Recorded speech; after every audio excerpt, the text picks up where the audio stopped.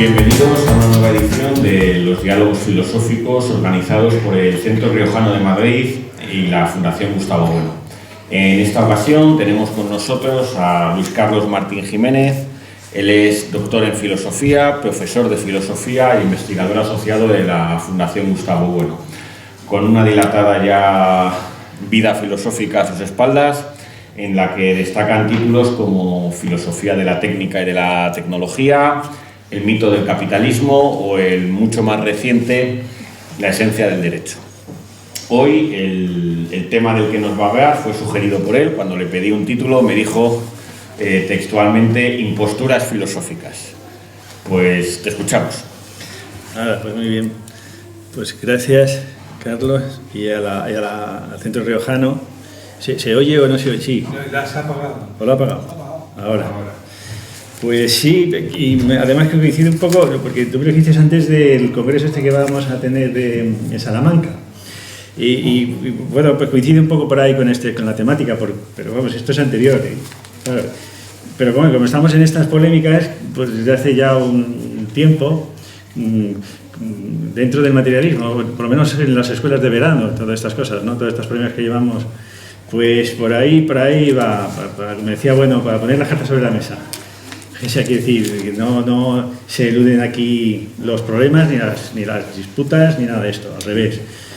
Entonces, por eso el tema de la impostura, porque impostura parece que es un término que cuando se utiliza, ¿verdad? El adjetivo lo utilizas, entonces parece que es difícil de volver a... de que aquel contra el que tiras el término, pues de asimilarlo a tus posiciones o por una cosa parecida, ¿no? O sea, que es un término que separa muy bien, o que por lo menos separa unas posiciones de otras, por eso lo utilizo. Es decir, cuando tú dices que alguien es un impostor, o que miente, o que toda esta constelación semántica, ¿no? Que llamamos conónimos, pues la mentira, el engaño, el embuste, la farsa, la posición, ponerse en un disfraz por otro, etcétera, ¿no? Hablar en una posición que no le corresponde. Este campo de conónimos, de cosas de términos que se solapan, que están imbricados unos en otros, pues este sería el objeto de esta charla, ¿no? De esto que es más bien una cuestión popular más que académica, ¿no? Y entonces, y precisamente estos términos son esto de impostor y estas cosas, pues yo me acuerdo que lo utilizaba Bueno, precisamente cuando estaba en las refriegas en televisión y estas cosas, ¿no? O sea, por ejemplo, cuando tiene un vídeo que entre Madrid que está con los videntes, que está allí con videntes, pues esto, ¿no? Con espiritistas, con futurólogos, toda esta gente, ¿no? Y entonces pues, estaba yo remangado y entonces utilizaba esto, ¿no? Eso es una impostura, suponer que tú estás en contacto con el Altísimo, ¿no? Y esto decía, ¿no? Y llamarnos arrogantes a nosotros. Es decir, que es un término que sirve muy bien para tirárselo al otro, ¿no? De tal forma que luego se venga a decir que sí, pero bueno, pero parte es lo mismo, o es una traducción uno de otro. No, este término viene muy bien y ya veremos, porque como todos los términos y todas las cosas, pues nosotros consideramos que la mentira, pues y está institucionalizada, o sea, que tiene una necesidad, hay que entender cómo funciona, ¿no? Pero por lo menos viene bien para marcar las diferencias entre unas posiciones y otras, que yo creo que ese es el problema principal en filosofía, que es definirse. Y si no hay definición, pues entonces se confunde todo. Ese es el problema fundamental, está todo confundido. Los sistemas filosóficos son inconmensurables unos con otros, y desde cada uno se ve al resto, ¿no? O sea, si se dice, no, pero bueno, es que nosotros somos ateos y entonces en realidad todo el mundo es ateo porque Dios no existe ni la idea de Dios, que es nuestra tesis. Pero claro, entonces supone que todo el mundo es ateo, pues ya todos somos iguales. Pero es lo mismo que te dice el creyente. El creyente te dice, no, es que los ateos también tienen vuestra fe. Tenéis vuestra fe, que es la fe del ateo. Por eso titula, bueno, su libro así, la fe del ateo. El ateo tiene su fe. Por ejemplo, como hace poco se dijo, no sé, es que tenéis vosotros a Dios como a Dios el Gustavo Bueno, vuestro Dios. Entonces, claro, desde el punto de vista del creyente, todo el mundo es creyente, aunque no lo sepa. No. Esto quiero decir, hay que marcar las posiciones y desde cada posición se ve el resto. Pero tú no puedes, al otro no le puedes diluir en tus posiciones, ni el otro te puede diluir a ti en sus posiciones. Quiero decir, el enfrentamiento aquí es la clave. Entonces, esto de imposturas filosóficas, pues va por ahí, ¿no? ¿Qué filósofos son unos impostores? Ese sería el asunto, ¿no? Entonces, pues nada, se trata de, lo que he hecho ha sido ver algunos textos de Bueno donde utiliza el término. Es decir, ¿contra quién se puede utilizar este término, no? Impostor. Otra vez que lo utiliza Bueno. Esto lo digo porque hay mucha gente que sobre todo antes de que las oleadas estas anteriores a Internet, pues nosotros vimos a Bueno en televisión. En televisión, por ejemplo, yo me acuerdo que la primera vez que vi a Bueno fue en Tribunal Popular. Me acuerdo perfectamente estar cenando en mi casa con mis padres y nosotros ya murieron, pero era una familia católica y todo, a misa todos los domingos y todo. Y entonces cuando vi a ese señor, a mí me parecía un friki, a mí me parecía un friki completo. O sea, yo no me podía creer lo de los animales y me parecía un friki. Y sin embargo utilizaba el término imposturas contra un jesuita que había estado diciendo que la religión da sentido a la vida y tal, ¿no? Y entonces yo decía, bueno, no, lo que es una impostura es confundir el intento de dar sentido a la vida con que la vida tenga ese sentido. Y entonces utilizaba este término, ¿no?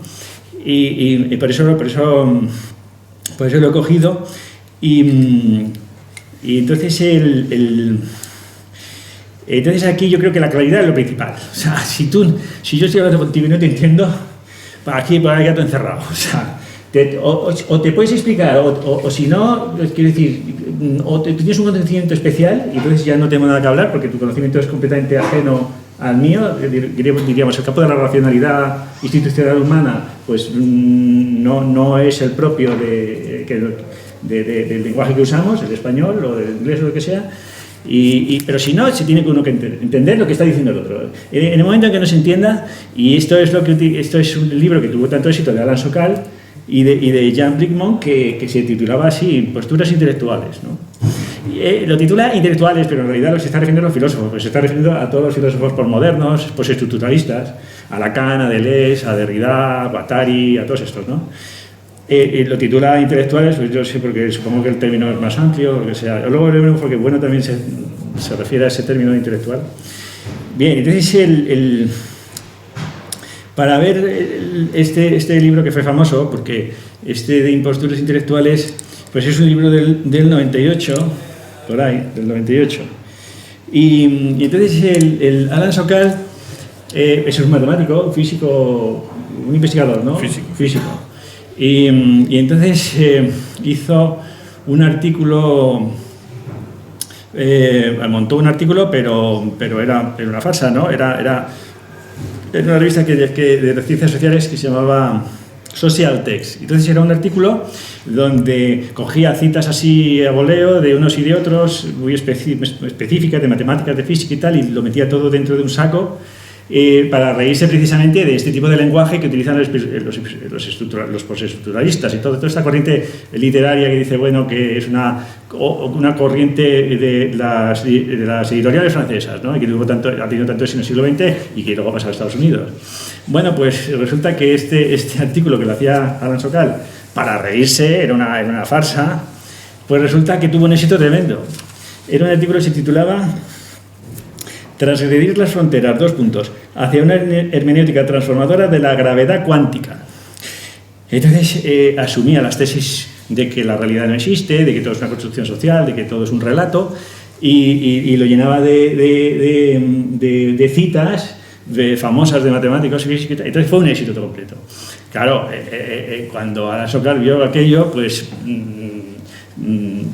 salió a la luz para decir que no, que era mentira, que eso era, que lo había hecho, y le dijeron pues que tenía que explicarlo, claro, porque lo que había hecho Alain Sokal es desmontar todo este lenguaje ininteligible que está lleno de citas matemáticas, etcétera, etcétera, que en realidad si no se pueden utilizar de forma directa. Por ejemplo, si estás hablando del psicoanálisis como Lacan e introduces ahí problemas de topología, de matemáticas o problemas de tal, pues entonces resulta que no puede ser una cosa directa, tiene que ser pues, una especie de metáfora para explicar unas cosas por otras. Entonces, claro, lo que viene a hacer a Sokal y tal, pues es analizar esos textos y ver pues que están mal utilizados. Prácticamente lo que dice Sokal es que lo que hacen estos postestructuralistas, toda esta corriente, consiste en tener una serie de tesis más o menos difusas, de carácter filosófico, y entonces fundamentarlas en otras tesis todavía más extrañas al lector, que no entiende nada desde el punto de vista matemático, físico, y entonces pues tirándole todo ese lenguaje específico matemático y tal que el lector no va a comprender, pues fundamentar otra serie de tesis pues que no tienen fundamento ninguno, ¿no? Es decir, lo que está haciendo pues es un proceso de ocultamiento, pero a la vez que ocultamiento, pues es una forma de evitar que te ataquen, porque como no te entienden, entonces ¿quién te va a atacar? Este recubrimiento pues sería una especie de escudo de defensa que tiene toda esta gente, y entonces acompañado con esto y acompañado con el prestigio, con las citas de autoridad, pues aquello ha sido una bomba completa en Estados Unidos, en todos los sitios, ¿no? Esta gente. Entonces el libro tiene dos partes, una donde se ataca esto, se analizan los términos y se ve que los textos y se ve que aquello no tiene ningún sentido. Dice Sokal, dice en uno de ellos, dice que si fueran metáforas, pues entonces tendría que utilizarse la metáfora para explicar una cosa que es difícil por una más fácil. Pero es que aquí ocurre lo contrario. Aquí se está intentando explicar una cosa que no se entiende por otra que se entiende todavía menos. Al contrario que Platón. En Platón el mito de la caverna es tan importante porque se está explicando una cosa que es compleja, que es difícil de expresar o de desarrollar, como que es el paso de M1, llamamos nosotros, del mundo de los sentidos, a M3, que es el mundo de las ideas. Ese paso, ese proceso circular, que sales de las cosas que ves y tocas y vas a los conceptos con los que fundamentas lo que estás viendo y estás tocando, lo haces inteligible, ese proceso circular. Pues ese proceso circular, ¿cómo se entiende? Pues es complejo. Entonces utiliza la salida de una caverna y la vuelta a la caverna. La cosa que todo el mundo entiende, salir de casa y volver a casa.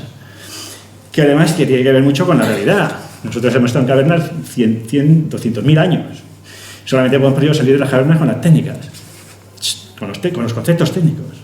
Si no, estaríamos todavía metidos en las cavernas. Y aquí lo trascendental que es la técnica para nosotros. Bueno, y luego la otra parte de la técnica, la otra parte del libro de esta gente, lo que viene a decir es que todo llaman ellos relativismo epistemológico. Entonces se meten aquí con Latour, con todos estos, ¿no?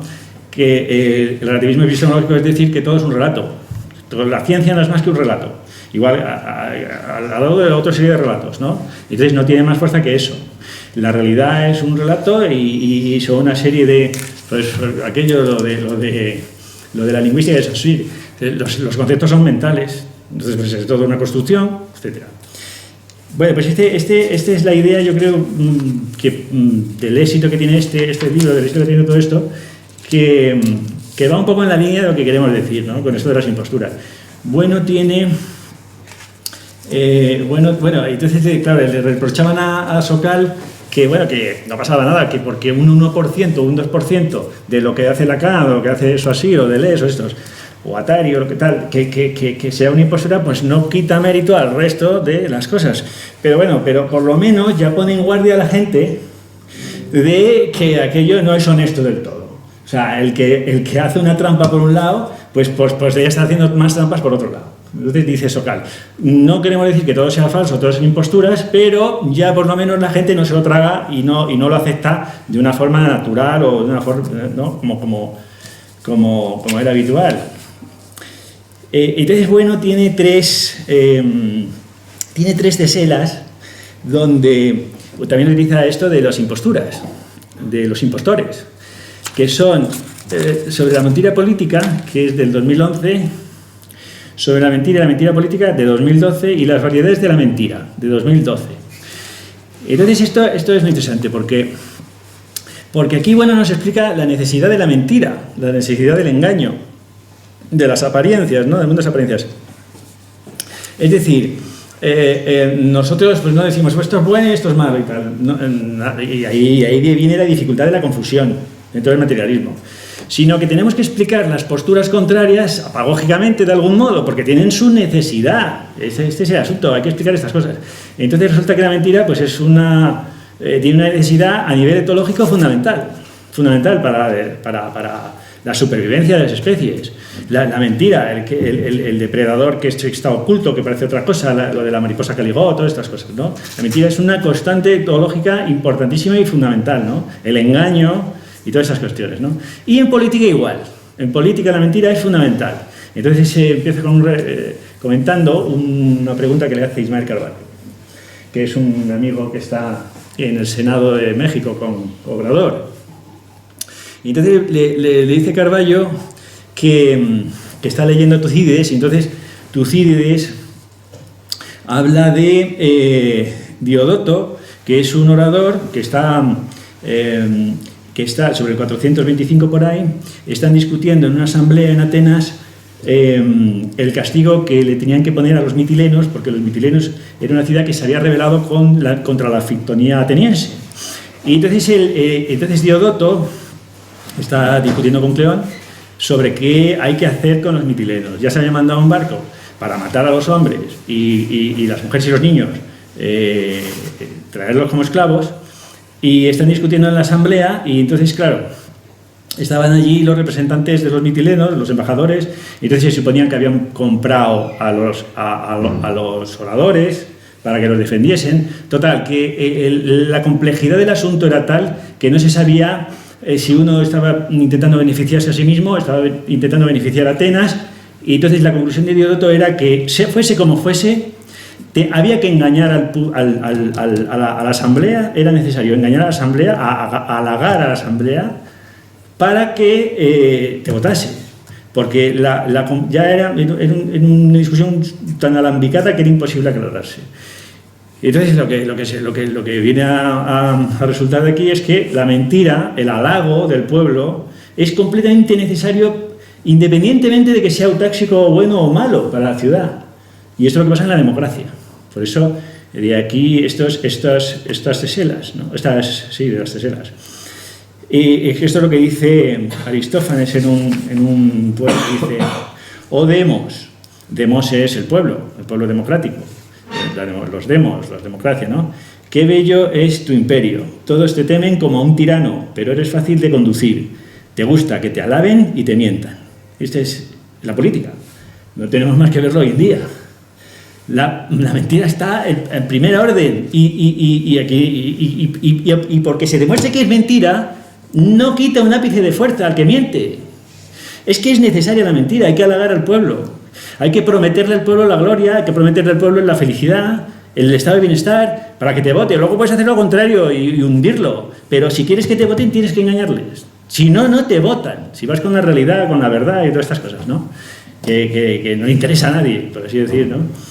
Entonces aquí la clave es esto: el halago y la mentira, las estas, ¿no? Bueno, entonces, bueno, tiene una serie de clasificaciones, de distinciones, como la mentira material. El engaño sería el aspecto normal de la mentira, ¿no? Cuando el engaño es una mentira que está hecha a propósito, con conciencia de que se engaña. Entonces aquí se acuerda, bueno, de Lipias de Platón, donde dice Platón que es más sabio el que engaña que el que miente, porque el que engaña sabe por lo menos lo que es la verdad, porque te está mintiendo, pero el que miente a lo mejor ni sabe lo que es la verdad ni la mentira, te está mintiendo. Entonces la mentira puede ser material, que es por el contenido mismo, el contenido es falso, o puede ser formal, que es a sabiendas, ¿no? Que es el engaño. Y entonces lo que dice el principal objeto de mentira que tiene la política es la deificación de los reyes.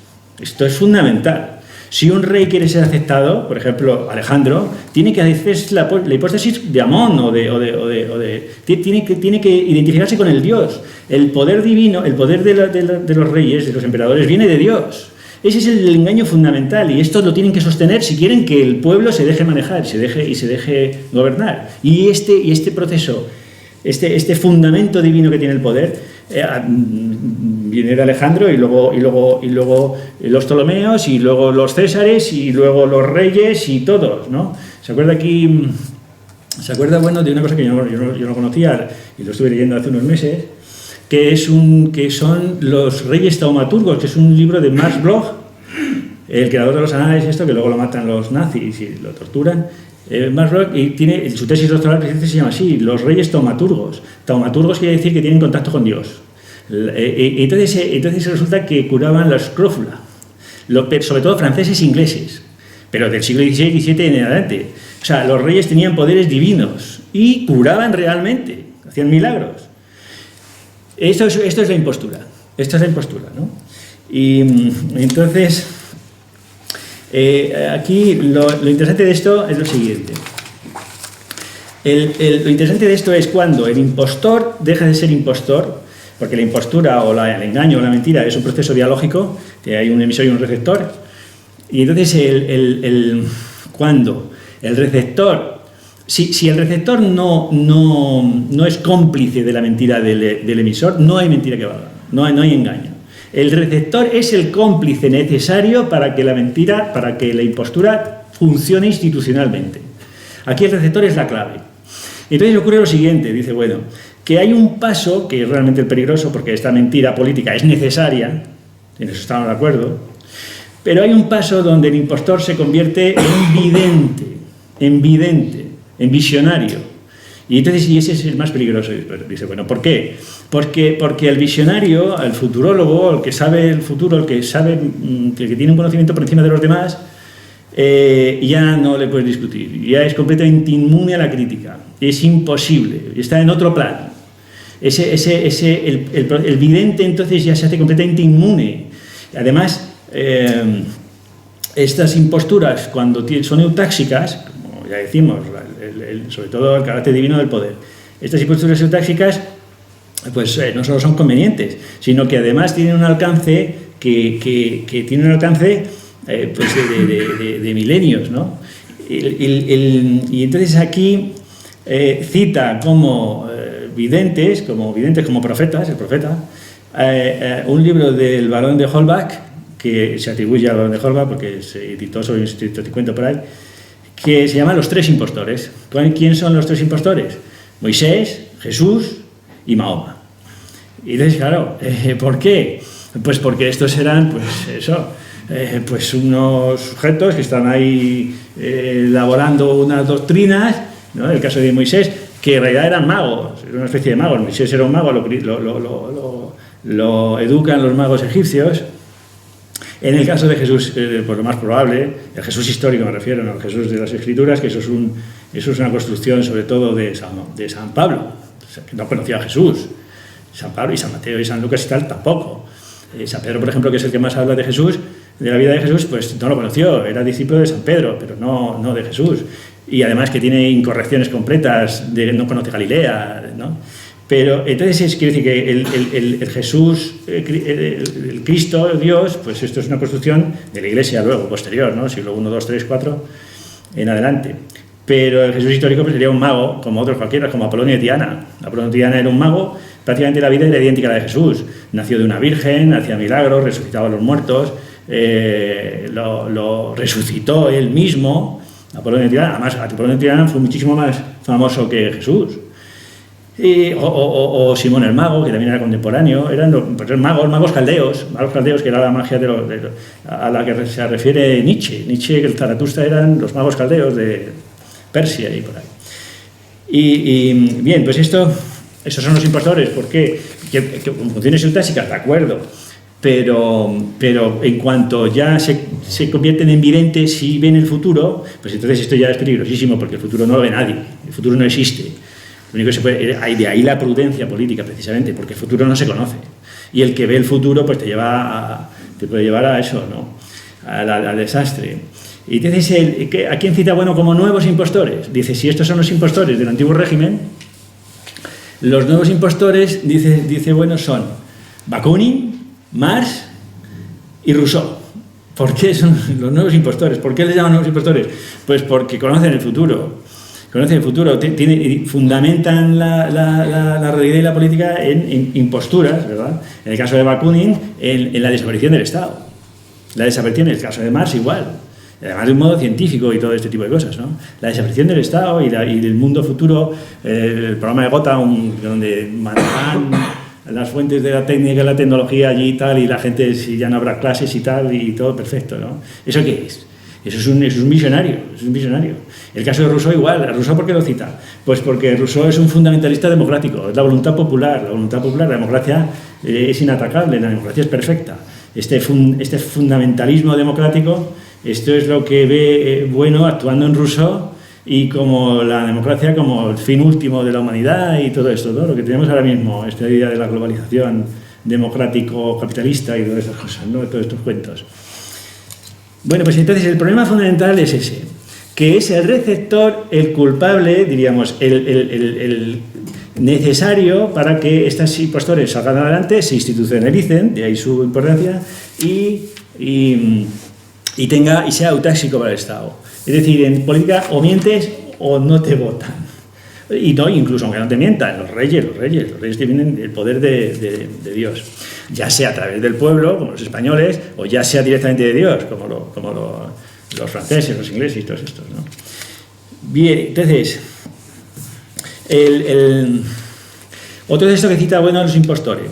Es un texto que se llama, precisamente, los nuevos impostores.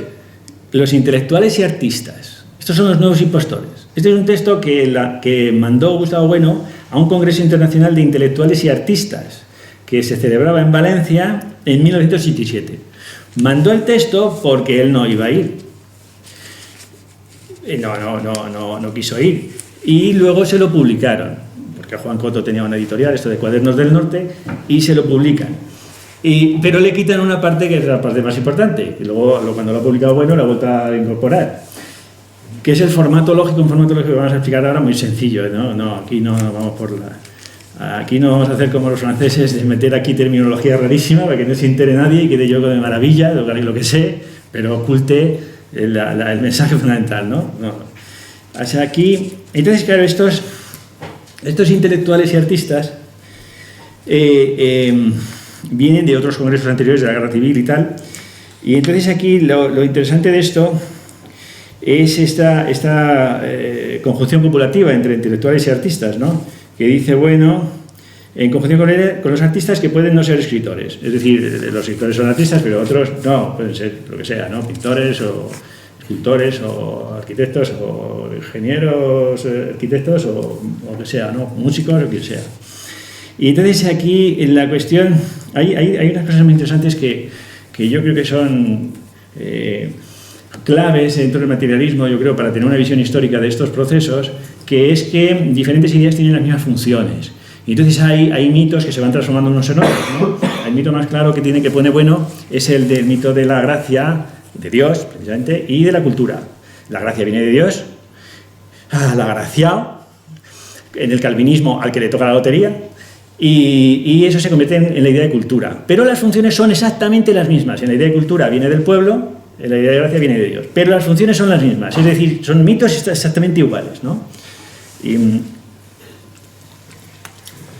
todas estas cosas que hace Bueno, yo creo que dan mucha inteligibilidad sobre la historia, ¿no?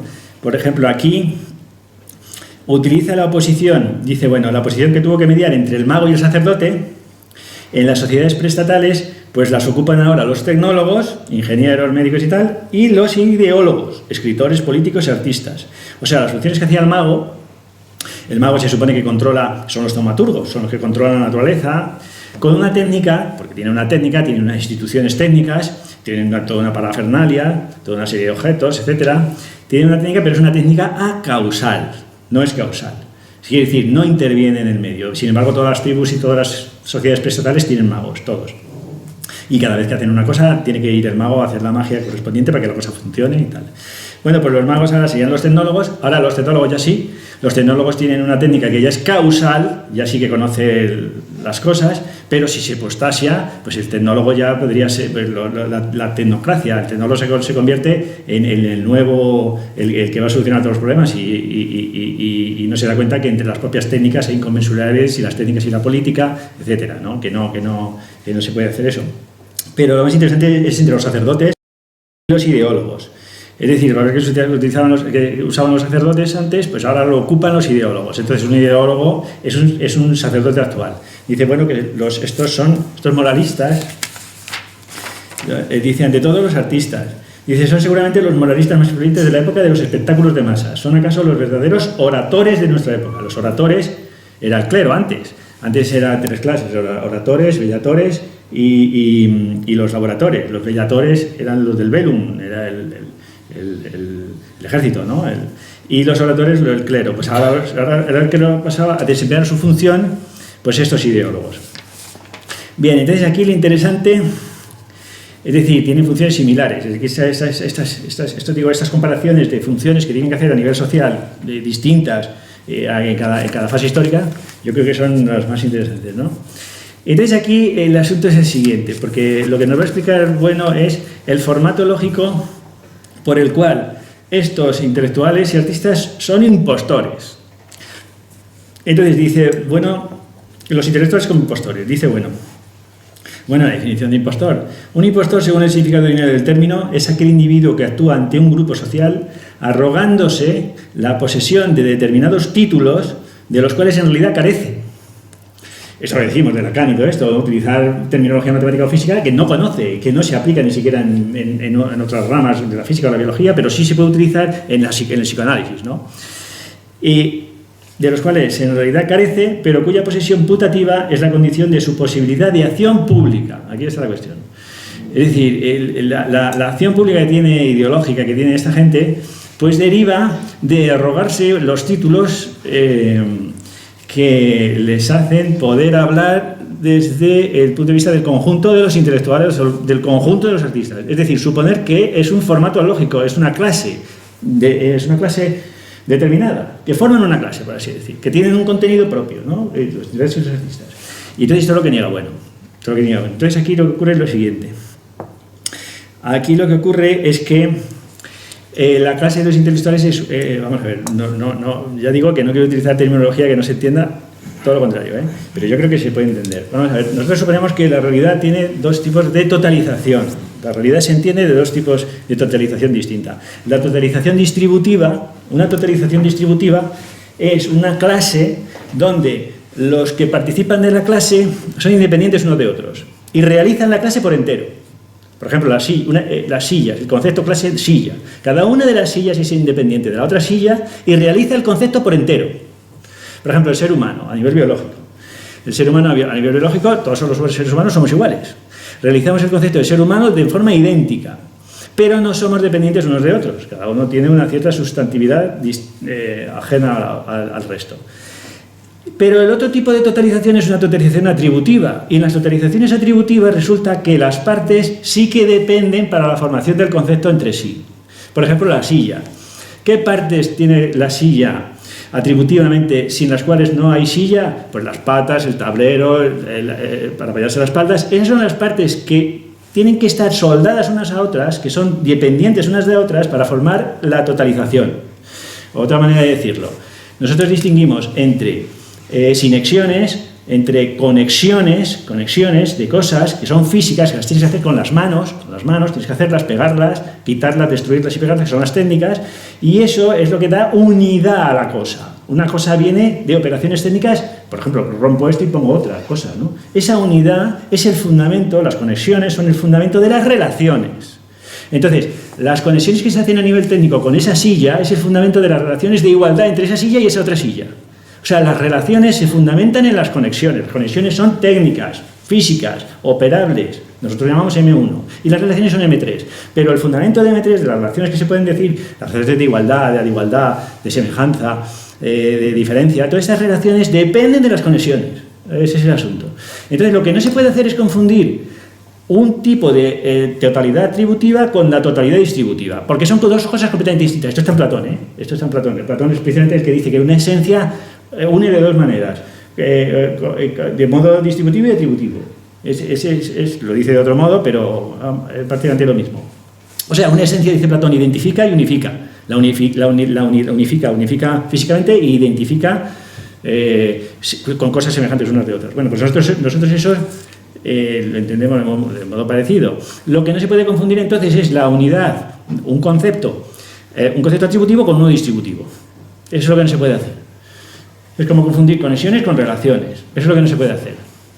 Confundir M1 con M3. Eso no se puede hacer. Porque entonces ahí es donde se está mezclando todo y mezclando el modo de entender el mundo. Bueno, pues estos señores lo que hacen es eso. Estos señores suponen que hay una unidad, que es el conjunto de los intelectuales y artistas, y entonces ellos hablan en nombre de la unidad. Pero es que el conjunto de intelectuales y artistas no es una unidad distributiva, es una unidad distributiva. Cada uno es distinto del otro. Cada uno como intelectual, como artista, es distinto del otro. Esa es la cuestión. No forman una unidad. ¿Por qué? Porque intelectuales y artistas, aunque sea un concepto universal, no es un concepto conexo. Lo voy a explicar de otro modo. En las ciencias del hacer, aunque sean ciencias universales, no son conexas, y entonces dividen más que unen. Por ejemplo, la política. Ahí tenemos 200 sociedades políticas en el mundo. Pero esas 200 sociedades políticas, la política es universal, sí. Hay 200 sociedades políticas, de acuerdo. 200 estados o más, sí. ¿Pero son conexos entre sí? No. ¿Por qué? Porque China está destruyendo a Ucrania, y Ucrania a China, y el otro al otro. Entonces no hay conexión, hay una inconmensurabilidad. Entonces no se puede hacer una unidad, aunque sean universales. Otro ejemplo, el derecho. El derecho, todo el mundo tiene sistemas jurídicos. Pero, sin embargo, no se puede pasar de un sistema jurídico a otro. Están enfrentados. El sistema jurídico español está enfrentado con el belga. Por eso no nos dan a Puigdemont. Entonces, no se puede pasar de un sistema jurídico a otro. Los sistemas jurídicos universales sí, pero son conexos, no. Entonces, lo que hacen es destruirse unas partes por otras, que eso es la dialéctica, precisamente. Y nosotros entendemos que el mundo está en dialéctica, está en simploqué, está en enfrentamiento de unas partes por otras. Entonces confundir totalidades atributivas y totalidades distributivas, confundirlos, es precisamente eliminar esa dialéctica entre las partes del mundo, que no se puede solucionar, que es así el mundo, ¿verdad? Así lo entendemos nosotros. Bien, bueno, pues lo que hace esta gente es eso, se arroga hablar en nombre de una clase que no es tal clase. ¿Por qué? Porque unos intelectuales van contra otros y a destruir a otros y contra lo que dicen los otros, y unos artistas igual, unas formas artísticas destruyen a otras, las niegan, las queman, etcétera, etcétera. ¿Dónde está la música? A ver, que pongan la música barroca en el Islam. Que eso es otra cosa, o que pongan la pintura de las imágenes cristianas en las mezquitas, inmediatamente la destruyen, etcétera, etcétera. Quiero decir, entonces dice, bueno, esto, ¿no? Hay una mistificación, una sustantivación de la clase que es una hipóstasis que no se puede hacer. Dice, si la transformación del significado de ese material, del significado lógico, del formato lógico, atributivo en distributivo, a una mistificación, mito, o si se prefiere, es esa mistificación la que impulsa el cambio de formato lógico. Es decir, la mistificación lleva al cambio de formato lógico y el cambio de formato lógico lleva a una mistificación de esos términos, Entonces aquí dice, si esto es así, será legítimo sospechar, al menos, que el motivo inicial, el contenido semántico de la sustantivación por la cual el concepto de intelectuales se aproxima a la impostura, no es accidental. No es accidental, estas formas de mistificación y de sustantivación están institucionalizadas. Es que el mundo prácticamente está lleno de estos mitos, por todos los sitios. Mito de la felicidad, mito de la izquierda, mito de la derecha, mito de la cultura, etcétera, etcétera. Esto es lo que hay que deshacer, estas confusiones, ¿no? Y entonces, cuando estas confusiones se producen, pues es lo que llama, impostores. Y entonces, ¿aquí qué pasa? Pues que uno habla, lo que hacen estos intelectuales es hablar a su clientela, en nombre de una clase que no existe. Está hablando a su clientela, ¿no? Dice, este es el tema que digo, es que están luchando unos con otros. Si esa asociación, la Asociación de Intelectuales Artistas, llegase efectivamente a término, sería a costa de modificar y destruir los elementos mismos de la clase. Ahí está el asunto. Si hay un Estado universal, es porque ha destruido a los otros Estados. O Rusia o China destruye a Estados Unidos para la globalización, o Estados Unidos destruye a China, etcétera, etcétera. Y si no, no. Si no, hay un conflicto constante, completo. Y entonces tú no puedes hablar en nombre de la humanidad. Eso es una mistificación. Eso es eliminar estas incompatibilidades, inconmensurabilidades institucionales. Bien, entonces aquí, claro, dice, bueno, pues que lo que están haciendo es hablar en nombre de su parroquia, de los que le escuchan y de los que están de acuerdo con él. Así que si no, que me digan a mí dónde están los pobres intelectuales rusos con Stalin. dos poetas, cientos de poetas, de pintores, etcétera, que se los llevaron al Gulag. O sea, eso fue una tragedia total. Eso es una tragedia desde el punto de vista humano, pero bueno, desde el punto de vista vital de esta gente, ¿no? ¿Por qué? Porque las funciones ideológicas del arte y de esto, pues, son fundamentales. Algunos ejemplos más, para no aburrir mucho con estos asuntos. Algunos ejemplos más de estas imposturas. Aparece en otro texto que es una especie de listado de temas para un congreso de filósofos jóvenes que hizo Bueno, que se llama Filosofía y Locura. Y entonces aquí igual, lo primero que hace Bueno es clasificar locura objetiva y subjetiva, y filosofía concordante y discordante y tal. Y entonces lo que nos interesa no es la locura subjetiva. Lo que nosotros aborrecemos es la subjetivación, la subjetivización, porque entonces eso es no explicar nada en la psicología. Hay que explicar las cuestiones institucionalmente, ¿no? La necesidad institucional a nivel histórico de estas cuestiones. Entonces, por ejemplo, cita como locura subjetual, porque nos interesa el Kant de 1904, que ya tenía demencia senil, o el Nietzsche, cuando ya tenía la sífilis y decía que madre, estoy idiota. ¿No? Pero esto no les interesa, esas son otras cuestiones. Son interesantes a lo mejor para ver cómo se corrompe el sistema, pero no es... Lo que importa es la filosofía, la locura objetiva, es decir, el contenido mismo, ¿no? Entonces aquí cita, Bueno, a Santo Tomás, a la transustanciación eucarística. Dice que no por ser una profunda explicación teológica deja de ser esto, locura para los griegos y por tanto también para nosotros. Cita el automatismo de las bestias de Descartes, que los animales no sienten ni padecen, que nuestro cuerpo es un automatismo. Eso es la tesis de Descartes. Eso es verdad, eso es un filosofema delirante completamente, ¿no?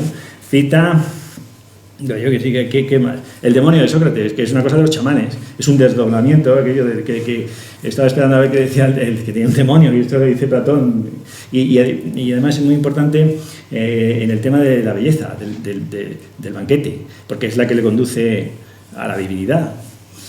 Y el demonio de Sócrates, etcétera, el cogito de Descartes, el mediodía de Nietzsche, este tipo de cuestiones, ¿no? Hay otro tipo donde he visto esto, otro texto que es cuando habla de la monología de Leibniz, que le llama delirio racionalizado, de tipo paranoide, que es interesante, por ejemplo, para ver otra serie de cosas, por ejemplo, los pensamientos económicos de Adam Smith, la monología, bien, etcétera. Bueno, pues otro análisis que hace Bueno, que es muy cortito, sobre el péndulo de Foucault, de Umberto Eco, donde dice que tiene dos barajas distintas. Una es racionalista, que es lo que vienen a hacer estos postestructuralistas con el lenguaje técnico especializado, etcétera, y otro que es mágico. Y entonces, en cuanto más intenso es la pulimentación racional de los conceptos que está utilizando Umberto Eco sobre la física del péndulo de Foucault, que además dice, bueno, que es falsa, que está mal hecha, pues todos esos fundamentos, toda esa terminología específica y tal, pues de pronto le da una dirección determinada y esa dirección es mágica. Esa dirección, para organizar todos esos elementos, es mágica. Yo lo veo muy parecido a lo de Sokal, ¿no? Bueno, pues aquí hay ejemplos para, bueno, en fin, pues esto, ¿no? De imposturas de este tipo a cientos. Voy a acabar con una impostura que yo creo que es evidente, que son los libros de autoayuda. Los libros de autoayuda, vamos, y precisamente porque te prometen el oro y el moro, que dice, bueno, como te prometen el éxito, te prometen todo, la riqueza, los libros, pues por eso se venden. Ahí está la complicidad del receptor. Es que es el receptor el que hace que esos libros son los que más se lean y los que más se vendan. ¿Verdad? Es que sin el receptor no habría este proceso, es imposible. Y entonces es uno de los 10 libros de autoayuda más vendidos de la historia, uno de los 10 libros de autoayuda, un bestseller de millones y millones de copias vendidas, se titula El camino del artista, de Julia Cameron, que es una profesora de arte y tal, esto, ¿no? Y entonces aquí, pues exactamente es eso, tú coges el libro y te pones allí a hacer ejercicios y no sé qué, no sé cuántos, y darte allí y hacer citas. Por ejemplo, cita Giacomo Puccini. La música de esta ópera, Madame Butterfly, me lo dictó Dios. Yo fui solo el instrumento que lo puso sobre el papel y se la comunicó al público. Johannes Brahms. Las ideas que fluyen en mí llegan directamente de Dios. Y así citas y citas y citas, lo que hace Aldous Huxley con la filosofía perennis. Citas y citas y citas para decir que todo el mundo dice lo mismo. Esta filosofía perennis es un conocimiento sapiencial último, ¿no? Esta es una farsa completa, ¿no? Y entonces, ¿cuál es el mensaje? El mensaje que dice esta señora es que cada vez que aparezca la palabra Dios puede sustituirse por expresiones como recto, fluir, energía creativa, diosa, mente, universo, fuente, poder superior, etcétera, etcétera, etcétera. Dice, no se trata del nombre, se trata de probar y hacer uso de él. Para muchos de nosotros concebido como una forma de electricidad espiritual, electricidad, el magnetismo. El magnetismo, electricidad y magnetismo es lo mismo. Espiritual que ha sido un buen punto de partida. Y entonces dice que es algo trascendente, esta electricidad, y esto es lo que te va a hacer ser un artista, es el camino del artista, este camino.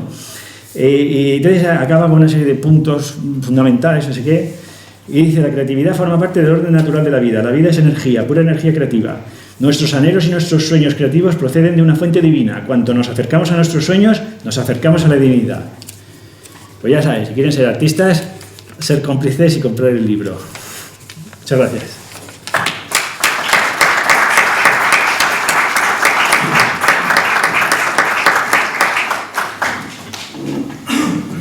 Muchas gracias, Luis Carlos. Pues abrimos el diálogo, intervenciones, alguna cuestión, pregunta. Tú, tienes que ir tú. ¿Yo? El primero. Venga, pues voy yo. Pues bueno, en primer lugar, nada, muy sugerente la intervención que ha realizado, ¿no? Y nada, pues por ponerte ahí un toro en suerte, ¿no? En esa última parte que has acabado, has dicho tantos sinónimos de Dios, ¿no? Que yo estaba esperando que acabases diciendo M. Y... No lo voy a hacer. Y pues nada, has señalado a los artistas, pero a día de hoy, es decir, lo que sí que me ha llamado la atención es la contraposición que hacías entre los impostores del antiguo régimen y los del nuevo, ¿no? Como parecería, ¿no? Como que, si en el antiguo había políticos y los clérigos, ¿no? Y a día de hoy seguiría habiendo políticos, has citado a Bakunin, a Marx, a Rousseau, pero los clérigos habrían sido sustituidos pues por fundamentalmente intelectuales y artistas, ¿no? Y en ambos casos es el título principal, que por lo menos lo que yo te plantearía, ¿no? Es que has señalado, es como que ellos estarían hablando en nombre de Dios, ¿no? Porque los reyes de Francia curaban en los lamparones, ¿no? También por eso, porque estaban tocados por Dios. Claro. En el caso de los clérigos lo mismo. Y en estos casos, pues si esa conexión también se podría aquilatar. Sí, pero aquí lo divino ahora ya es el pueblo. Ahora es la humanidad divina. Que así es como acaba bueno las 4 lecciones de la querella de las artes y las ciencias. Dice, no, pero es que ahora lo divino, ahora Dios es el ser humano, que es el principio antrópico. Es que si antes Dios era el creador del mundo, ahora el creador del mundo, del universo, pues todos estos cosmólogos lo estudiaron. Pues es que ahora es el principio antrópico, es que es el ser humano, antropos, es que es el centro del universo, es el punto omega, la trinidad del punto omega y todo esto. Esa quiere decir que es la tesis ahora fundamental de vanguardia de todas estas, y con esto acaba bueno. Y dice, es que bueno, si antes era Dios y la naturaleza divina, porque era obra de Dios, ahora es el hombre, el creador, y sus obras son las divinas. Pero más bien a través del pueblo, ¿no? Que si la cuestión de Rousseau o de Marx, porque ya no creen en Dios, aquí ya Dios no pinta nada, o de Bakunin. Es el pueblo, es el nombre del pueblo, de la voluntad del pueblo, no de la voluntad de Dios. El voluntarismo de Ockham y de todos estos, no la voluntad es que siga actuando en Descartes, el voluntarismo. No es la voluntad de Dios, es la voluntad del pueblo, la voluntad popular.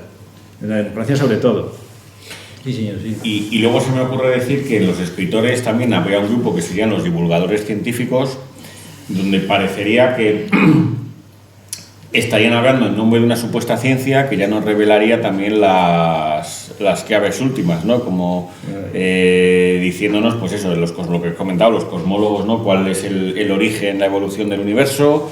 Y haciendo pues una especie como de armonía de ciencia unificada, pues nos contarían cuáles son las claves últimas de la realidad, ¿no? Que también ahí hay una conexión donde se había sustituido el libro, la Biblia, pues ahora por el libro de la naturaleza, ¿no? Claro. O sea, vamos a ver, si tú no prometes algo, el pueblo es que no te lo compra. Tienes que prometerle, pues eso, que le vas a dar la felicidad. Y entonces ahí es donde está, si no, no son cómplices tuyos, pues no le interesa. No le interesa, lo que le interesa es eso, que le prometas que creer en ti, lo que le prometas es la ilusión, eso es lo que mueve a la gente a la lotería y mueve a la gente a las quinielas, es esa ilusión que es una fantasmagoría completa. Pero sin embargo toda la sociedad vive, y es la corrupción, vive toda la sociedad en una ilusión estúpida completamente, porque sabes que lo más probable es que no te va a tocar, no, la probabilidad está ahí, 1 de 4 millones o de tal. Entonces, esa es la promesa calvinista. Yo soy elegido por Dios, no sé por qué, no sabe nadie por qué, entonces hay que ver las pruebas, a ver si es así, que yo soy elegido por Dios, ¿no? Yo me pongo a hacer una obra, a pintar y a ver si me ha elegido Dios y aquello sale, aquello es... la complicidad yo creo que aquí es la clave. Entonces, si son libros estos de populares, es precisamente porque ofrecen eso y alaban a la gente. Aquí la alabanza pues es un poco la clave, ¿no? Sobre todo los correligionarios. O sea, si un marxista es completamente inmune a la crítica, es porque está sirviendo a esa visión el futuro, es un correligionario de este tipo. Entonces es inmune a la crítica porque está en la visión del futuro, está ya en el futuro, esas ideas que decimos que son aureolares, ¿no? Y es que ya está en el futuro, está en la visión del futuro, igual que un creyente ya está en el cielo. Y entonces es imposible eso de criticar, ahí no puedes dialogar de ninguna manera, ¿no? Y entonces, ¿dónde viene el halago? El halago viene de que si tú me ayudas, como los creyentes en Cristo, pues tuyo será el reino de los cielos, y los maometanos y todos los demás. Entonces, ¿cómo?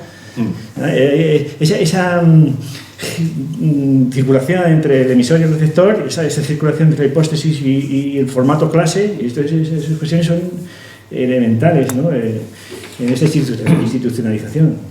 Hay una comparación que relacionada con Bueno, que me ha venido a la cabeza, que es muy interesante, ¿no? Bueno, decía que el éxito de Ortega, sobre todo el segundo Ortega, el que viene en el año 40 y tantos, ¿no? Y que pues sabe, como él decía, a marquesas y demás, pues era a tontas y a locas, pues era porque, claro, cuando decía que hablaba de la minoría selecta y de la élite, pues claro, los que le estaban escuchando pensaban que todos ellos estaban ahí metidos, con lo cual, claro, eso reforzaba pues la argumentación de Ortega, ¿no?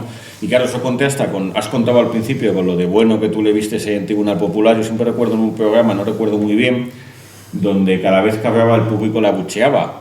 Y entonces la presentadora le dijo a Bueno que ha ido, el profesor, Bueno, siempre que habla usted la gente, ¿por qué será? Y entonces contó Bueno una anécdota de no sé qué orador griego era, Antifao o algo así, que dice que una vez está dando un meeting, dijo algo y la gente se sonrió y dijo al que tenía al lado, qué tontería pues he dicho. No, y Bueno lo contó y claro, la gente empezó todavía más a buchearle y tal. Bueno, pues es que el contraste es total. El contraste es total. Bueno, no aceptaba ni un halago. Nunca. Le decía, está en tus ojos. No, nunca aceptaban. Por ejemplo, los halagos hacen esclavos. Los regalos hacen esclavos. Y más esclavo con halago imposible. Bueno, la cosa ya a nivel biográfico de que Bueno, cuando iba a dar una conferencia nunca aceptaba que le pagaran nada. Ah. Porque así decía que era libre de poder decir lo que quisiera. Sí. Pasamos. Pero si me escuchan, entonces... Pero para el vídeo, que quede constancia. Bueno, si me preguntas haré yo 3 rápidas. Entonces, en lugar de impostura, hablamos de posturas filosóficas. Entonces, y con la postura no llegas a apostarte, es decir, a encastillarte. Y eso implica que en realidad lo que es la impostura es el propio diálogo filosófico. Esa es la gran impostura. Eso va contra Carlos. Claro. Si estás encastillado, el puente levadizo lo bajas solo para que entre, no para irte tú a otro castillo, ¿no? Pues se supone que te van a aniquilar. Esto, y la otra pregunta,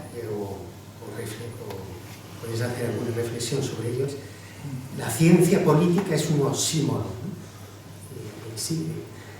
Y cuando hablabas de intelectuales, artistas y demás, es que parece que hay como una necesidad de de sermoneros, ¿no? de endiosamiento, de religión, y ahora la mayor religión es la soberanía popular, una especie de soberanía espiritual. Sí, de acuerdo. Bueno, lo que dices de diálogo es que eso se lo puede ver cualquiera, o sea, sobre todo porque, vamos a ver, si tú no tienes ninguna posición, ningún sistema, pues entonces el diálogo pues es más fácil, ¿no? Porque puedes pasar a la otra posición y volver o lo que sea, ¿no? No tienes una posición, no una impostura, pero no, una posición, un sistema desde el que hablas. Pero claro, cuando tienes un sistema, pues entonces ya, hombre, podéis estar de acuerdo, pero estar de acuerdo, lo más probable, por fundamentos distintos. O sea, decía, bueno, una opinión nada vale, sino que de Platón, nada vale si no es con su fundamento. Si detrás de la opinión no hay un fundamento, pues no vale nada, aunque sea verdadera. Y entonces, claro, lo que pasa con los sistemas es que tú hablas desde un fundamento, desde un sistema, es decir, de una trabazón de una serie de ideas con otras, ¿no? Entonces, claro, puede haber ideas con las que estás de acuerdo, por ejemplo, siempre tienes que tomar postura, eso sí, eso es obligatorio. Tienes que tomar postura porque estás en el mundo, no te puedes salir del mundo, entonces tienes que valorar unas cosas y otras. Por ejemplo, en nuestro caso, nosotros valoramos como religión importantísima, religión no, porque es el cristianismo, es el catolicismo sobre todo. Nosotros lo valoramos por encima de todas las demás religiones, ¿no? El Islam y todas las demás, ¿no? Por fundamentos materiales que decimos, ¿no? Claro, lo que no podemos es confundirnos con él. Porque si estamos de acuerdo en algo, católicos y nosotros, también somos católicos culturales, ¿no?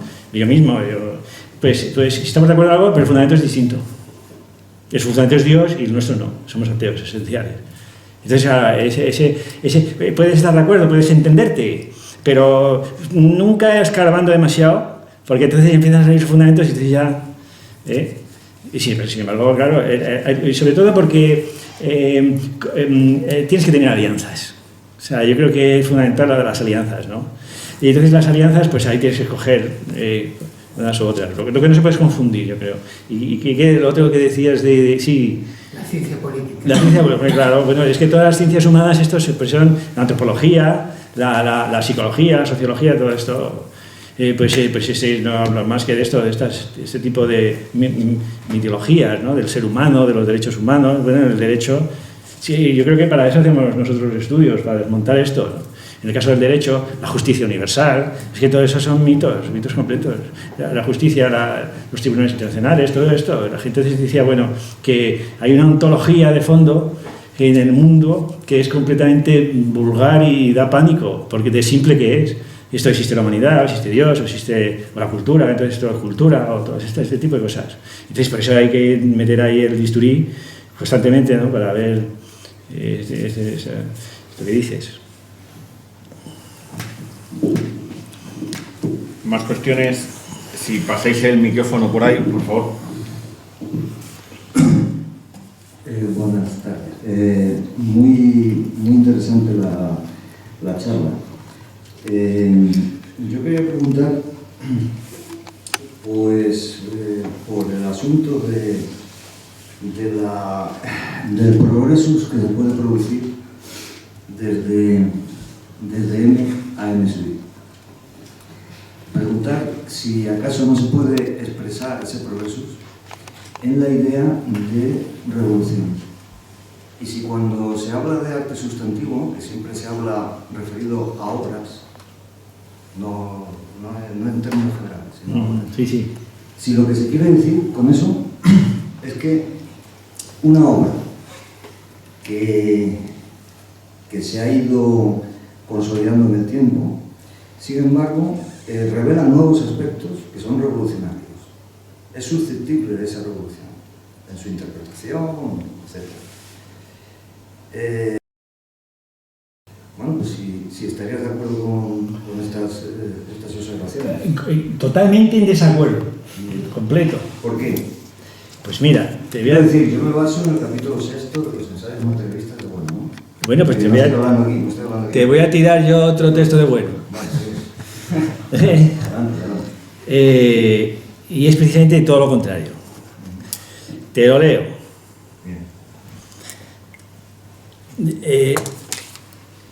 Y además utiliza también la palabra revolución.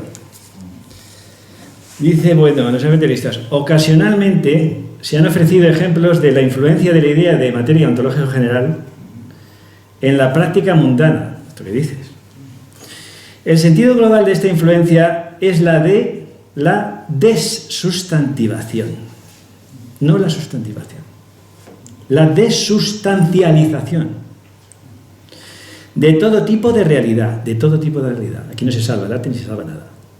Y eso es la destrucción de toda fijación como irrevocable, la perspectiva prácticamente posibilitada por el propio proceso real revolucionario. ¿Qué estás diciendo?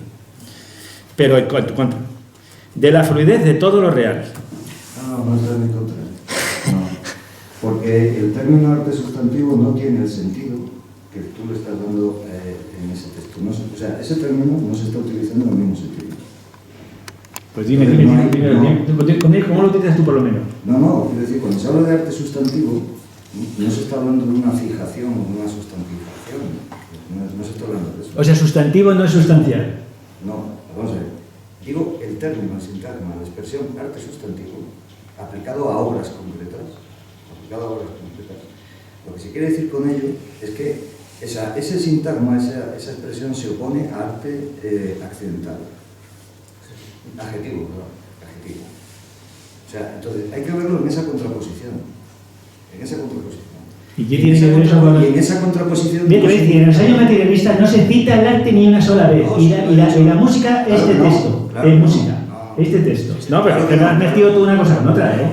Eres tú el que has metido una cosa con otra. No, sí, pero yo lo que yo he querido decir es que, como en los ensayos materialistas en el capítulo 6, el primer ensayo, se habla de la idea de revolución, de la revolución.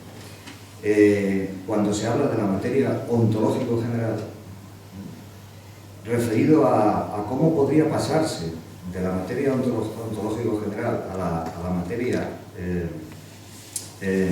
ontológico especial, a MSUI. Entonces, lo que yo estoy preguntando es que si esa revolución de la que está hablando Bueno, esa revolución, sería también de aplicación en lo que algunos miembros de la escuela consideran que es una obra de arte sustantivo. Es decir, si una obra de arte sustantivo tiene un carácter divino. No, yo no he dicho divino, yo he dicho revolucionario. ¿No? Pero en el sentido marxista, ¿en qué sentido? No, en el sentido en el que lo está manejando aquí Bueno, es decir, el de explorar nuevas posibilidades en la realidad que no se daban hasta ese momento.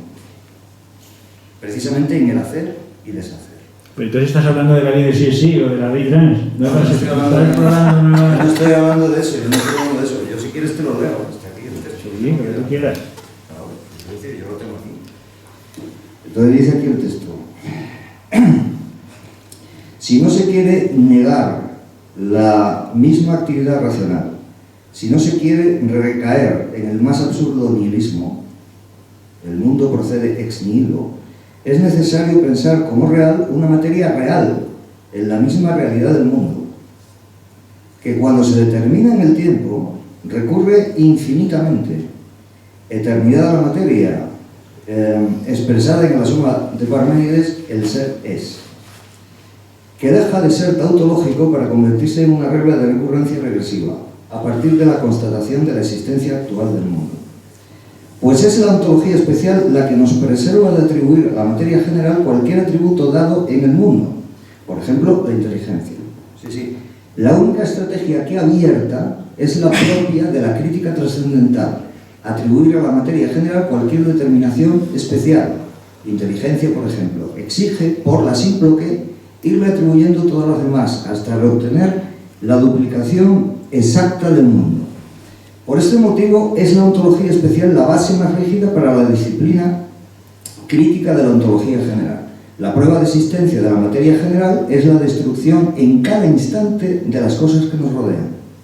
Y por ello, el materialismo es solidario de una actitud práctica. Cada cual tiene la filosofía correspondiente a su modo de ser. Y dice, añade, la idea de materia ontológico general es, por consiguiente, la misma crítica a toda sustancialización de las realidades mundanas, como si fuesen irrevocables. Estamos diciendo lo Por mismo. tanto, la comprensión de la posibilidad de su desaparición desde dentro mismo del mundo. Estamos diciendo exactamente lo mismo. Bueno, Tú y yo. pues estamos diciendo... Entonces no entiendo la polémica. Eso digo No entiendo la polémica. Si estáis diciendo lo mismo, no entiendo la polémica. Si no la entendéis vosotros, Vale. anda que los demás. Paso. Yo, bueno, el tema este de la revolución, no me lo había planteado, puede ser, yo ahora mismo no sabría decirlo. Pero este debate tan interesante que se ha suscitado aquí me parece muy importante. Yo creo que yo estoy de acuerdo en absoluto. Yo creo que el mismo texto, lo mismo, lo dice lo mismo lo que tú has leído que lo he leído yo. Lo mismo. Pero precisamente este debate a mí me sirve para enlazar una cosa que yo tenía pensado decir si daba el caso sobre la conferencia que ha dado Carlos, muy interesante por otra parte. Ya he hablado, yo pensaba que iba a hablar más de la impostura en general, de la idea filosófica, he hablado fundamentalmente de la idea intelectual, y es cierto que la idea intelectual se puede definir en torno a la idea de impostura, los intelectuales, los nuevos impostores, los textos de bueno. Y artistas. Vale, sí, claro, evidentemente, porque los artistas, muchos de ellos son intelectuales, solo que, lo que tenía que decir, la recíproca probablemente no es así, ¿no? Es decir, no todos los impostores son intelectuales, ¿no? No, claro. Bueno, o artistas. Entonces, a mí me parece que esta discusión que habéis tenido sobre la idea de sustancia, sustantificación, arte sustantivo, etc., es muy relevante porque ilustra, yo creo, digamos, la propia metodología que se ha empleado en la charla, que es ir señalando imposturas, disparates, ¿no? Por ejemplo, lo que has dicho sobre Puccini. Puccini, cuando empieza a hablar sobre la divinidad... No lo digo yo, lo dice esta señora. Sí, bueno, pero lo decimos todos porque es así. Puccini empieza a hablar sobre la divinidad, empieza a hablar sobre un montón de delirios, pues esto es una impostura. ¿Nos autoriza eso a tirar a Puccini a la basura? ¿Qué dices? ¿Quién autoriza a quién? Pregunto, quiero decir, si ¿Tú dices- lo tiras a la basura? Permíteme... No, lo que se tira a la basura es suponer que Dios se le ha comunicado nada a este señor. Eso sí que se tira a la basura. Pero ¿cómo vamos a suponer que está Dios aquí iluminando al artista? Eso será por lo que dicen de Santa Teresa con la mística. Porque comía aquí el Merceno esas historias. O sea, igual le pasa con lo del ser. El ser es una impostura que dice bueno, que tiene mucho que ver con la mística, con esto, las drogas psicotrópicas del gran mediodía de Nietzsche y todo esto. Sí, pero bueno, tiene una distinción, por ejemplo, lo utiliza, por ejemplo, para la democracia, también se habla de la democracia, del mito popular, de esto que es la distinción entre plano plano tecnológico y plano nematológico. Entonces, una cosa es la nematología, la ideología que está recurriendo a algo, otra cosa es la tecnología. Entonces, evidentemente, pues Puccini podía tener unas ideas disparatadas, podemos calificarlo como un impostor si quieres, pero Puccini hacía una serie de cosas que tienen que tener una consideración, digamos, morfológica. Es decir, habrá expertos en Puccini, habrá. Entonces, Puccini estaba medio loco o lo que sea, bueno, todo lo que quieras. Yo no soy experto en Puccini, no sé exactamente qué es lo que decía Puccini, ni la música de Puccini, ni nada, pero bueno, puedes encontrar, pues, por ejemplo, en escritores, en artistas de todo tipo, te puedes encontrar ese tipo de cosas y pues filosóficamente puedes diagnosticarlos como impostores. Pero desde el punto de vista tecnológico, es decir, desde el punto de vista de efectivamente lo que hacen esas personas necesitan necesariamente, esto lo dice bueno, además en la tesis sobre estética, necesitan una nematología para funcionar. Si no tienes esa nematología no funciona.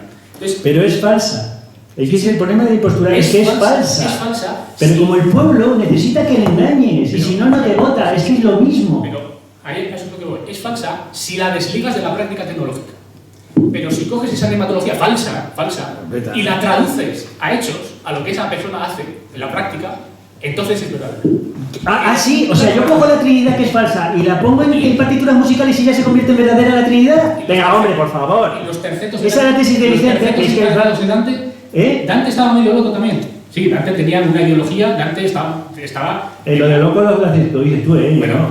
hombre, Dante creía en Dios, igual que Puccini. Pero ¿qué tiene eso que ver con la locura? Si eso es lo normal. Si creer en Dios es lo normal. Vale. Pero desde el punto de vista filosófico podemos decir que Dante, lo que fuera. Pero en el momento en el que él considera que esa Trinidad tiene, digamos, una productividad artística, por decirlo así, entre comillas, que puede convertir eso en tercetos encadenados, ahí ya tienes una realidad que es absolutamente material, te tienes que enfrentar a ella. Como dice esta señora de la ayuda, Lo que diga llámale como quieras, Dios, energía, lo que sea, pero hay que creer en algo porque ese es el camino que te va a llevar a la obra. Exactamente lo mismo, es falsa conciencia, falsa conciencia. Si aquí las morfologías no se discuten. Las morfologías pueden ser lo Pero las mejor que haya. morfologías, al margen del recubrimiento nematológico, no las puedes entender. No. Hay que entenderlas quitando ese recubrimiento, porque ese recubrimiento es la que las oculta. Si yo oigo Puccini y me imagino a Dios, se acabó Puccini, eso lo dice bueno bien claro. Si yo estoy escuchando la batalla de Vitoria y estoy oyendo los sables, se acabó la música. No, es que la batalla de Vitoria era necesaria porque si no, no sale la obra. No puedes quitar la climatología, porque la crítica... Es que es necesario, es que si no, no te enteras de la realidad técnica, que es aquí la clave. Pues, entonces, no es que sean impostores, no es que sean locos o delirios, no. Es que eso tiene una funcionalidad cuando la interpretas... Pero si eso decimos, si la mentira y el engaño tienen una funcionalidad imprescindible para las sociedades políticas democráticas sobre todo, y los reyes divinos, es que es obligatorio, no es que se pueda quitar, no, es que es obligatorio. Vale, esto estoy diciendo yo aquí. Vale, entonces, la moraleja de todo esto es que si tú tienes, digamos, una nematología, puedes traducirla a hechos efectivos. Y yo creo que esto es exactamente lo que pasa con la idea de sustancia. Porque cuando Bueno habla que de la materia ontológica general, cuyo efecto en el mundo es la desustancialización, lo que sería es la sustancia en sentido aristotélico. Mientras que cuando habla de arte sustantivo, lo hace en un contexto en el que está hablando precisamente de una idea que él acuña, que es la idea de sustancialidad actualista. Actualista quiere decir que se agota en los accidentes, en la invariancia de los accidentes. Entonces no puedes poner ningún fundamento detrás. Y vosotros ponéis como fundamento la materia ontológica general. Casi nada. Mentira, eso es casi nada. Coño, el reverso lo dices tú. El reverso está en la materia ontológica general. Eso es poner detrás de la sustancia la materia ontológica general. Detrás, en el reverso, lo dices tú. Nadie ha dicho nunca que sea el fundamento. ¿Cómo va a ser el fundamento de la materia? No, eso te digo yo. Que la sustancia es el fundamento en Aristóteles y vosotros ponéis detrás de la sustancia actualista ponéis algo. Y eso es lo que no se puede hacer. Eso es lo que no se puede hacer. El fundamento de la sustancia, tal y como lo entiende Bueno, es la invariable sustancial. Es decir, la invariable de los accidentes. Lo que permanece bajo las transformaciones. No, bajo no, son los mismos accidentes. Porque si pones bajo algo, ya entonces te encuentras con Hume, que dice, ¿pero dónde vemos la sustancia? Si no se ve por ningún sitio, si es ininteligible, si hay que eliminarla. Si tú no puedes poner debajo de los accidentes nada, porque entonces estás sustantivando, que es lo que hace. Hay una invariante, es una pero la invariante no es sustantiva, la invariante no es más que esa independencia que tiene algo. Esto, por ejemplo, esto es una invariante porque tiene cierta independencia. Entonces, si el arte es sustantiva, no, el arte no. Si la música es sustantiva, la música es sustantiva es porque tiene una serie de procesos que son internos, que no necesitan de otras instituciones, y eso es lo sustantivo. Tiene unas invariantes. Entonces, el fundamento no es M. ¿Quién ha dicho que el fundamento sea M? Tú, cuando has dicho que en el reverso está M de las obras artísticas, eso lo has dicho tú. Claro, lo decimos todos, pero de ahí... No, bueno, vosotros, todos no. Lo dice Bueno. No, bueno, tampoco, va a estar detrás de... No, otra cosa es concebir el mundo como un estroma. Entonces sí, el mundo, pero ya estás en el plano ontológico general. Vosotros os movéis en el plano ontológico general. Sí, ese es el problema de fondo. Vosotros os movéis en el plano ontológico general, entonces lo veis todo desde el punto de vista del ego trascendental, M1, M, no sé qué, y eso es lo que no se puede hacer. Estamos en el mundo. El núcleo del materialismo filosófico es el mundo. Y la materia ontológica general y el ego trascendental es otro plano, no puedes pasar de un plano a otro, así como el que sale de la caverna, que prácticamente es eso lo que estás defendiendo tú. Como tú digas, pero lo que hemos yo no. En el reverso de los estromos artísticos, efectivamente, hay una revisión a M, como en el reverso de todos los estromas.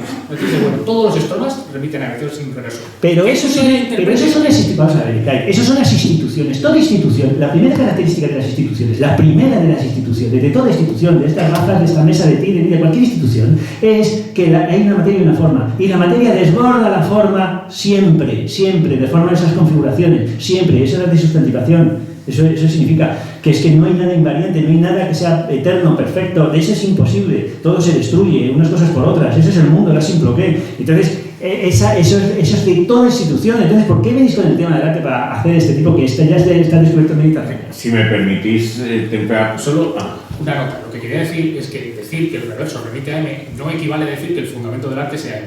Eso es una interpretación tuya. Eso lo ha dicho 20 veces Julián. Si no es por M, no entiendes el arte. Eso lo ha dicho 20 veces Julián. 20 veces. Pero no porque M sea el fundamento. Eso es una conclusión tuya. No porque M sea el fundamento. Pero si es lo mismo decir el fundamento que sin eso no se entiende esto. No. Claro, desde luego.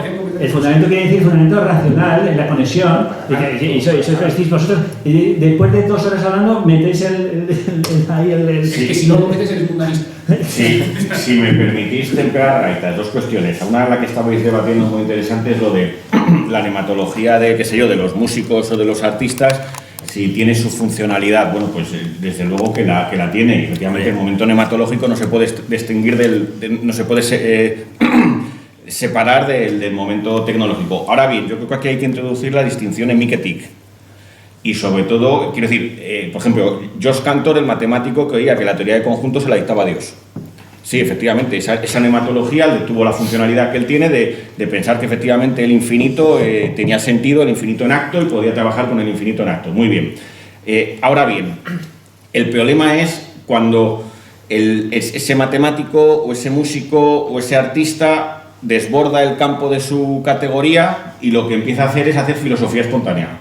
Y entonces ahí es donde yo veo el problema, es entonces donde tenemos que entrar y destruir totalmente esa idea que nos pueda decir de que él está en contacto con la divinidad para hacer la teoría de conjuntos o qué sé yo, o como Puccini o lo que sea. Entonces yo creo que hay que separar el momento ese en el cual habría que recordar aquella sentencia que Bono siempre citaba de Goethe, ¿no? De escultor, ¿no? Esculpe y no hables, ¿no? Es decir, en el sentido de que hay que distinguir, yo creo, en el caso del músico tal, efectivamente, cuando él está en su quehacer artístico, sin duda alguna eso tiene su funcionalidad, como en los, qué sé yo, como en los Senbaga de África, el pensar que cuando alguien enfermaba de fiebre habían venido unos espíritus malignos y entonces habían ocupado las llanuras y había que subir a las montañas, tenía una funcionalidad, les evitaba la malaria. Claro. Pero desde un punto de vista ético no tiene ningún fundamento, quiero decir, o no tiene mayor fundamento que el alcance práctico que les permite no enfermar. Eso por un lado. Y luego, con respecto a lo de M, efectivamente, tienes en eso tiene razón Ekaid, que hay que apelar a M en el sentido de, una vez tú lo has dicho, la inagotabilidad de lo real, etcétera, etcétera. Muy bien, perfecto, ningún problema. Ahora bien, yo aquí el problema le veo y es lo mismo que las discusiones entre el arte y la ciencia, las que se han tenido en los últimos años en el entorno de la escuela, tienen un cierto paralelismo, y es aquellos que a veces quieren ver líneas punteadas. Quiero decir que los estromas que vemos dibujados en M-SUI los quieren estampar en M, ¿no?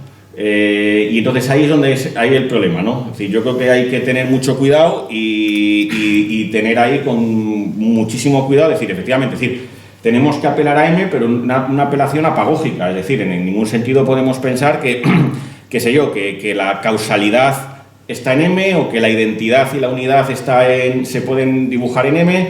Y esto son cosas curiosas, porque lo de la identidad y unidad, que hace poco no exactamente como lo estoy contando, lo dijo Vicente, pero por ejemplo otras personas en el entorno de Mario Bunge han dicho algo parecido de la causalidad, que la causalidad también se podía ver en M.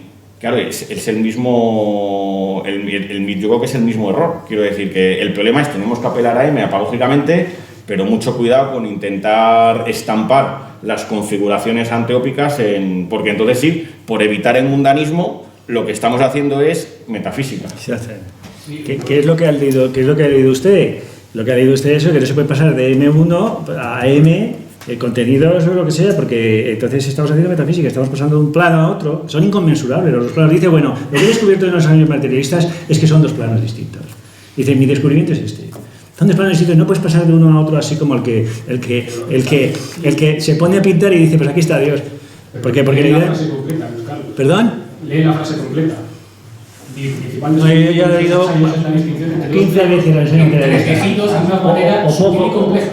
O 15 o más. Entre tejidos, de una manera sutil y compleja. Eso no quiere decir que puedes pasar unos a otros. O sea que no. Te puedes pasar como que hay un capítulo en Seis Materiales que se titula Circularidad entre el plano y ahí cita el arte. Hay un hiato y es un límite revertido, etcétera, etcétera. O sea, nada de eso. Pasa como los ejemplos que ponemos buenos son de la física, de la termodinámica. Por ejemplo, el perpetuo móvil de primera especie. Esos son ejemplos que ponemos bueno ahí. O los 5 periodos regulares. Eso es una idea negativa, pero necesaria y completa. Y entonces ahí, ¿de dónde viene? Es que una idea negativa sea tan importante. Entonces, esos son los puntos de apoyo, yo creo, que hay para, es decir, la inconmensurabilidad de los géneros. Y por eso es tan importante lo del lado del cuadrado. Que hay una inconmensurabilidad y no te tienes que ir a ningún sitio. Tú pintas un triángulo y entre el lado y la diagonal, pues ahí se produce el infinito. Hay una inconmensurabilidad entre la aritmética y la geometría. Entonces quiero decir que eso no se tiene que seguir del mundo, ¿no? Que si yo, la clave del asunto es que la metafísica son se traspasa del mundo, se sale del mundo, se tal, etcétera. Sí, eso que tú dices, eso es verdad, que lo de que M está entreverada con el mundo, yo creo que hay que insistir. por una cuestión que lo comentaba antes con la posición esta que algunos sostienen, que el gaussiano Gustavo Esteban Romero tendría una idea próxima a M como una especie de nivel subcuántico. Entonces es el mismo emergentismo, lo que pasa es que estás M1, M2, M3 y le metes debajo M. Entonces, que es lo que tú señalabas en Santo Domingo. Entonces, en el sentido efectivamente de que yo creo que M está entreverado seguramente en los intersticios entre las categorías. Bueno, dice... Hombre, claro, y de ahí se forma la idea. Sí. La idea no se puede formar, no te viene de M ni te viene nada. La idea de M viene de las inconmensurabilidades del mundo. Dice, los mismos contenidos de M sub I en sus momentos desbordantes. Así lo define. Bueno, pero si eso lo decimos todos, lo que no te vengas a ver con historias del arte y de estos rollos, eso es lo que no, eso es lo que no, eso es lo que no se lo traga a nadie. Es que no se lo traga a nadie, es el mismo rollo de esta señora, de este tipo de literatura. Que no me voy a decir, pero eso, M es la materia, el ego trascendental es el músico. ¿Cuántas veces has dicho eso? Y que M supone irte a lo divino y que ya no hay vuelta y todo Si eso. es que M es la destrucción de Dios. M es la destrucción de Dios. Eso dice, bueno, M pero es una idea. estás sacando del tema. No, es decir, yendo aquí a las cosas. M es la destrucción de Dios. Eso dice, bueno, se lo dice. Perfecto. ¿A qué se le dice? Sí. Al principio de las categorías. Muñoz Ballesta. A Muñoz Ballesta. Sí, ¿no? Que quería ver en M Dios, en Murcia. Sí. Sí, ¿no? No sé. Bueno, hay otra que es de la ontología de bueno. A ver, ¿qué eso dice? Lo dice muchas veces en el diccionario filosófico. Quintín Racionero. Dice, mira, la tesis más fuerte del materialismo es que no existe Dios. Y eso es la materia ontológica general. ¿No? Y no existe Dios. Es decir, la materia ontológica general no tiene determinación ninguna. Es decir, no tiene voluntad, no tiene inteligencia, no tiene ninguna morfología, absolutamente nada. Es un plano completamente fisiológico, y de ahí vienen pues, los predicados que le pueden atribuir, pero pues son completamente fisiológicos. Es decir, no se puede utilizar como el regresos y el progresos que ocurren en las ciencias y que ocurre en general en todo el conocimiento. Hay un plano de los fenómenos, un plano de las ideas, de las esencias, y entonces esos regresos y progresos, que esa es la circularidad, y ahí es donde se producen las figuras de la dialéctica, que tienen sentido, que es el proceso precisamente de desarrollo de las ciencias. Los números naturales, los números irracionales son todos procesos de anástasis, etcétera. Entonces, las figuras de la dialéctica son precisamente las que se desarrollan dentro de M1. Y entonces, cuando se aplican esas ideas, yo lo que he visto en la aplicación, la aplicación de las ideas, que sin esas ideas no se puede pasar de plano de inconmensurabilidades, son los procesos dialécticos estos de las figuras. Entonces, las dos que utiliza bueno son anástasis, que es que no puedes llegar al infinito. Entonces tienes que volver, y eso es un proceso de circulación revertida. Eso es circular, sí, pero es revertido. Bueno, pues como no puedes llegar, tienes que volver. Es la figura de la anástasis. Y la figura de la metábasis, que es suponer que hay otro plano, pero que no se puede pasar. Porque si pasas al otro plano ya no puedes volver. Que es el problema. ¿Cómo vas a llegar a la materia ontológica general? ¿De qué modo? O sea, no se puede llegar, es un límite que hay que suponer en el mundo, porque si no el mundo el mundanismo se agotaría en sí mismo y tal, y eso es lo que negamos. Pero recurrir a M para todo, o sea, si yo hago una composición musical y tengo que recurrir a M, pues estamos buenos. Bueno, yo no estaba hablando de eso, pero bueno, sí, evidentemente M supone la articulación de la idea de Dios y muchas otras cosas que has citado, pero M no nos saca del mundo, eso es lo que quería decir. M no nos saca del mundo. Tú has dicho muchas veces que M nos saca del mundo, entonces no se puede hablar de M en los análisis artísticos ni ningún otro análisis, porque entonces eso nos saca del mundo, nos lleva a Dios, no sé qué, y no podemos volver, pero es que no, eso no se comparece con lo que dice, bueno, hay muchos... Por la inclusión de clases, el mundo está contenido en M. Eso es. Está contenido, pero ¿quién puede salir del mundo? Que son clases utilizan. No se puede salir del mundo. No se puede, exactamente. Entonces, ¿cómo vas a recurrir a mí para explicar? Es como si dices, no, pero es que no hay inconmensurabilidad en este triángulo que digo. Puedes recurrir a mí porque no sales del mundo cuando hablas de M, claro, no sales del mundo cuando hablas de M. Pero sí, yo no digo que se haya que se pueda hablar, pero si yo pinto un triángulo y aquí viene inconmensurabilidad y resulta que tengo que meter aquí a M, no hace falta. ¿Por qué? No hace falta si no eres. No, porque. Si no hiciera falta si eres mundanista, coño. No, porque el matemático me explica perfectamente este triángulo. No tengo que recurrir a M. El matemático no tengo que recurrir a M. Lo que está haciendo el matemático. El matemático le da igual M, le da igual todo, ya lo sé, Carlos. Pero estás haciendo. No, a lo mejor no. Pero lo que yo te digo es que para entender un triángulo no tengo que hacer para entender esa categoría, no. Es decir, ¿por qué el matemático no tiene que recurrir a otra cosa? Pues porque tiene identidades sintéticas. Y eso no lo tiene el arte. Y esas son las verdades apodícticas, las verdades necesarias, sin lo cual, dice, bueno, decía además la cuarta lección de la realidad de las artes y las ciencias, que es la última que dio vida en la EFO, termina diciendo eso. Si tú quitas las identidades sintéticas, que son las cosas que son autoexplicativas, y por eso la ciencia tiene esa fuerza, porque tiene una conexión interna de la lógica, la matemática y tal. Esas identidades sintéticas es lo único que te libra del subjetivismo, es lo único que te libra de traer aquí a Parménides, de traer aquí a Puccini, o sea, lo único que te libra del caos completo que hay para entenderse son estas construcciones que son operatorias, pero que tienen una necesidad interna y esas identidades sintéticas, esas verdades, pues son imprescindibles luego para compararlas con otras. Lo que hacen en Poemas y Teoremas es comparar una demostración de Euclides con una demostración poética. Son figuras que entonces si una te da información de la otra y son necesarias hacerlos. Pero claro, de ahí a irse por otros derroteros, yo creo que esto... Entonces tú lo que sostienes es que solamente se remite a M en las ciencias categoriales. Pero que no, pero que toda institución remite a M, porque la materia desborda completamente, pero que para entender una institución te estoy diciendo que no hace falta meter ahí esos asuntos. ¿Para entenderla desde dónde, Carlos? ¿Cómo? ¿Para entenderla desde dónde? O sea, si Coño, desde el plano antropológico. Bueno introduce en el plan, cuando está hablando de la teoría de las instituciones, que es el plano antropológico, cuando está hablando de la relacionalidad humana, ahí no habla de M, no hace falta. Esta dice identidad y unidad. Dice, bueno, explícitamente, esto es la materia, esto es del MI, esto está en el universo, es decir, no hace falta recurrir a la materia general. Entonces, yo creo que se atiene a diferentes planos y no va de un plano a otro saltando, porque entonces es cuando se mezcla todo. Si estás en el plano científico, pues te tienes que limitar a las explicaciones científicas y no puedes introducir ahí otros elementos. Si estás etcétera, entonces quiere decir, y si estás hablando del mundo, pues no puedes recurrir completamente al medio, porque entonces quiere decir que cada plano de análisis y pues tiene su morfología y tiene su recorrido. Entonces, en el plano antropológico, por ejemplo, no se recurre, y son las instituciones y están desbordando el acuerdo, pero bueno se tiene a cada una de estas. Todos los estromas y todas las instituciones remiten a M. Pero que lo sabemos, pero que de ahí no puedes ya sacar. Carlos, es que AM... Una teoría del arte, no puedes sacar de ahí eso. Que no puedes sacar de ahí una teoría del arte o una teoría de la música, no puedes sacarlo de ahí, de esas. Si partes de M, ¿no? Pero es que nadie está partiendo de M con fundamento, Carlos. Nadie está partiendo de M con fundamento. Ya vale con eso. Que resulta que si no, lo que decía su maestro, si no te viene Dios, no te posee, pues no se puede hacer música, decía.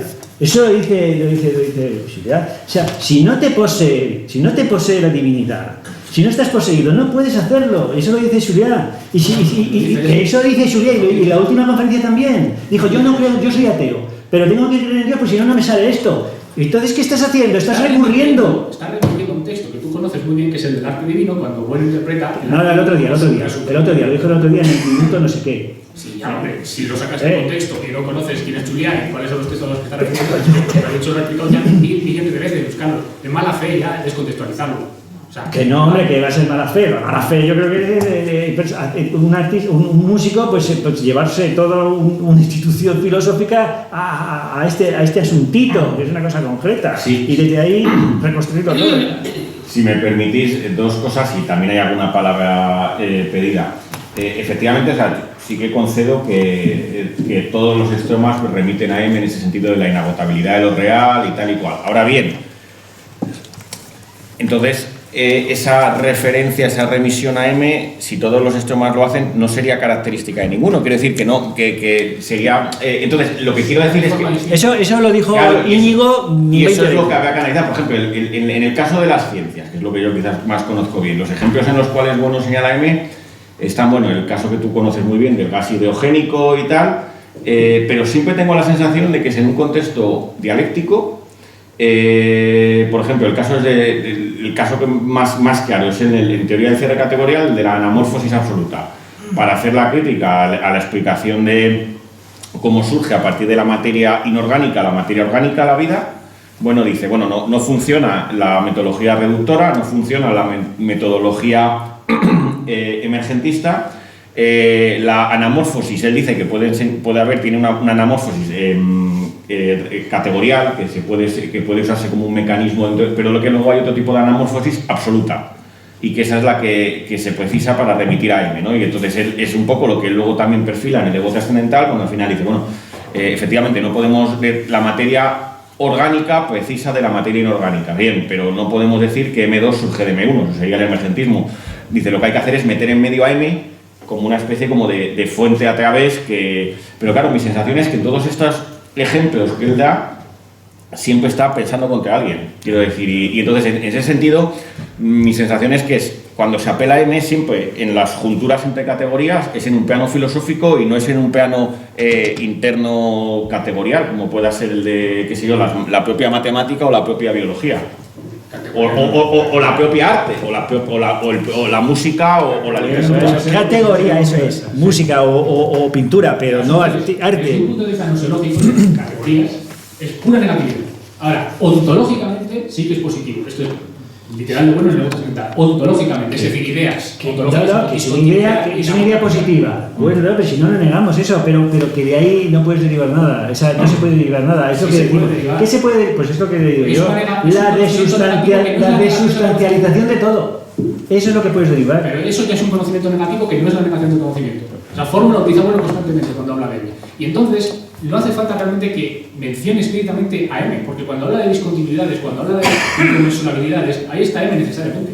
Por ejemplo, en el ego trascendental pone un ejemplo tan prosaico. Yo es que eso es lo que cae. Entonces está M por todos los lados, porque entre tú y yo hay una inconmensurabilidad. Entre mi cuerpo y mi mente hay una inconmensurabilidad. Entonces M está por todos lados. La inconmensurabilidad yo la vería tanto en las categorías, pero no es necesario apelar a una especie de M, porque entonces ya estamos en la posición de la ciencia de que las líneas punteadas las proyectamos en M. Claro, es el ego trascendental. Cuando habla del ego, dice, ¿por qué es material el ego? ¿Por qué podemos predicar la idea de materia del ego? Porque hay discontinuidades, y pone ejemplos de lo más prosaicos. Son los imperios, son las sociedades políticas imperiales, lo sé, el ego trascendental. Eso es lo positivo del ego trascendental. Son los que dibujan el mapa del mundo. Es que no lo has leído, Carlos. No puedes decir eso habiendo leído. Lo que no he leído, es que ¿tienes pruebas de que no lo he leído? ¿Qué pruebas tienes de que no lo he leído? ¿Tienes pruebas? Pues hombre, lo que está escribiendo la bueno es lo contrario de lo que dice él. Son los imperios, más claro. Los imperios lo dicen en el papel de la filosofía del conjunto del saber. Y es una tesis que él rectifica en el ego trascendental y dice, la verdad. En el ego trascendental también habla de imperios, habla de los imperios también, habla de los imperios. Pero si la iglesia es un imperio. Si es que está... No es un imperio, los imperios son totalizaciones parciales. Y la iglesia es una totalización total, real, universal. Es la única universal. Y si no fuera un imperio, ¿dónde estaría? Ahí está la placenta de ¿Cómo se financia la iglesia? Pues la iglesia es un imperio, además que con engaños, la donación de Constantino, que Constantino le dio, todo mentiras. Y si no fuese por las mentiras, la iglesia no existiría. Las mentiras son la autaxia de la iglesia. Las mentiras, por ejemplo, la Trinidad. Eso es una mentira completa, no existe Dios, ¿cómo va a ser Jesucristo Dios? Pero es una mentira autáxica y completamente innecesaria, y ahí sale la iglesia. ¿Pero qué ocurre? Pues que todos mienten. Nosotros somos católicos porque esas mentiras tienen componentes materiales. Entonces estamos con ellos. Pero que por eso deja de ser mentira. Eso es un cuento chino de la relatividad, por favor. Bueno, quiero decir que las inconmensurabilidades del mundo son precisamente demostración de M. Pero no tienes por qué, cada vez que explicas una cosa y hay inconmensurabilidades, recurrir a M. Porque te estás sacando del plano constantemente y no aclaras nada. Confunde. Yo creo que se confunde. Si estamos definiendo M como discontinuidad, inconmensurabilidad, inagotabilidad, cuando Bueno dice que las cosas son discontinuas, inagotables, inconmensurables, pues creo que algo tendrá que ver con M, ¿no? O es que Bueno tenía una esquizofrenia y en un texto decía una cosa, entonces... Mira, vamos a ver, que si podemos estar así un año. Si el problema aquí es lo del tema del arte. Si hablamos de M, pues podemos estar diciendo lo que tú quieras. Si estamos hablando de M, pues muy bien, ¿no? El problema es que Vicente, si lo que está pensando es en Dios, que lo dijo el otro día, que es la función divina que tiene el arte, es que está clarísimo, que es que une sustantividad a divinidad, eso es evidente. Y luego encima lo negó, luego lo negó en este verano. O sea, ya hay que echarle jeta. O sea, negar eso, y además si fue su tesis básica en esto del Melos. Y os ha metido en el saco, si es que es una cosa tan sencilla. O sea, que si podemos discutir de lo que quieras, el problema es enlazarlo con el tema este de las obras sustantivas. Ese es el problema y eso es lo que no... Que no es un delito. Lo dice Bueno literalmente en el diccionario filosófico, es un texto de Bueno. La obra de arte sustantiva... Lo que ha dicho Carlos. De modo en la variante todo general. Le ha dicho Carlos.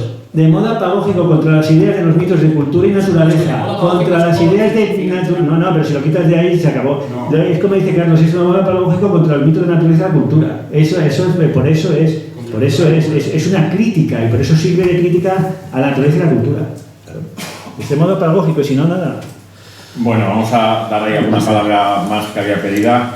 Y bueno, en cualquier caso, lo que yo, para la gente que nos vea, que no esté muy al tanto de esto, yo creo que el interés que esto tiene es ver cómo es muy difícil, pero no solo en nuestro sistema filosófico, sino en cualquiera, pues o te desvías hacia el, ¿cómo llamarlo?, mundanismo, o te desvías hacia una especie de idealismo, ¿no? Y cómo al final es muy difícil caminar por el filo de la navaja. Me da la impresión de que el ego trascendental, esa una de las últimas obras de Bueno, ha provocado como una especie de extinción, ¿no?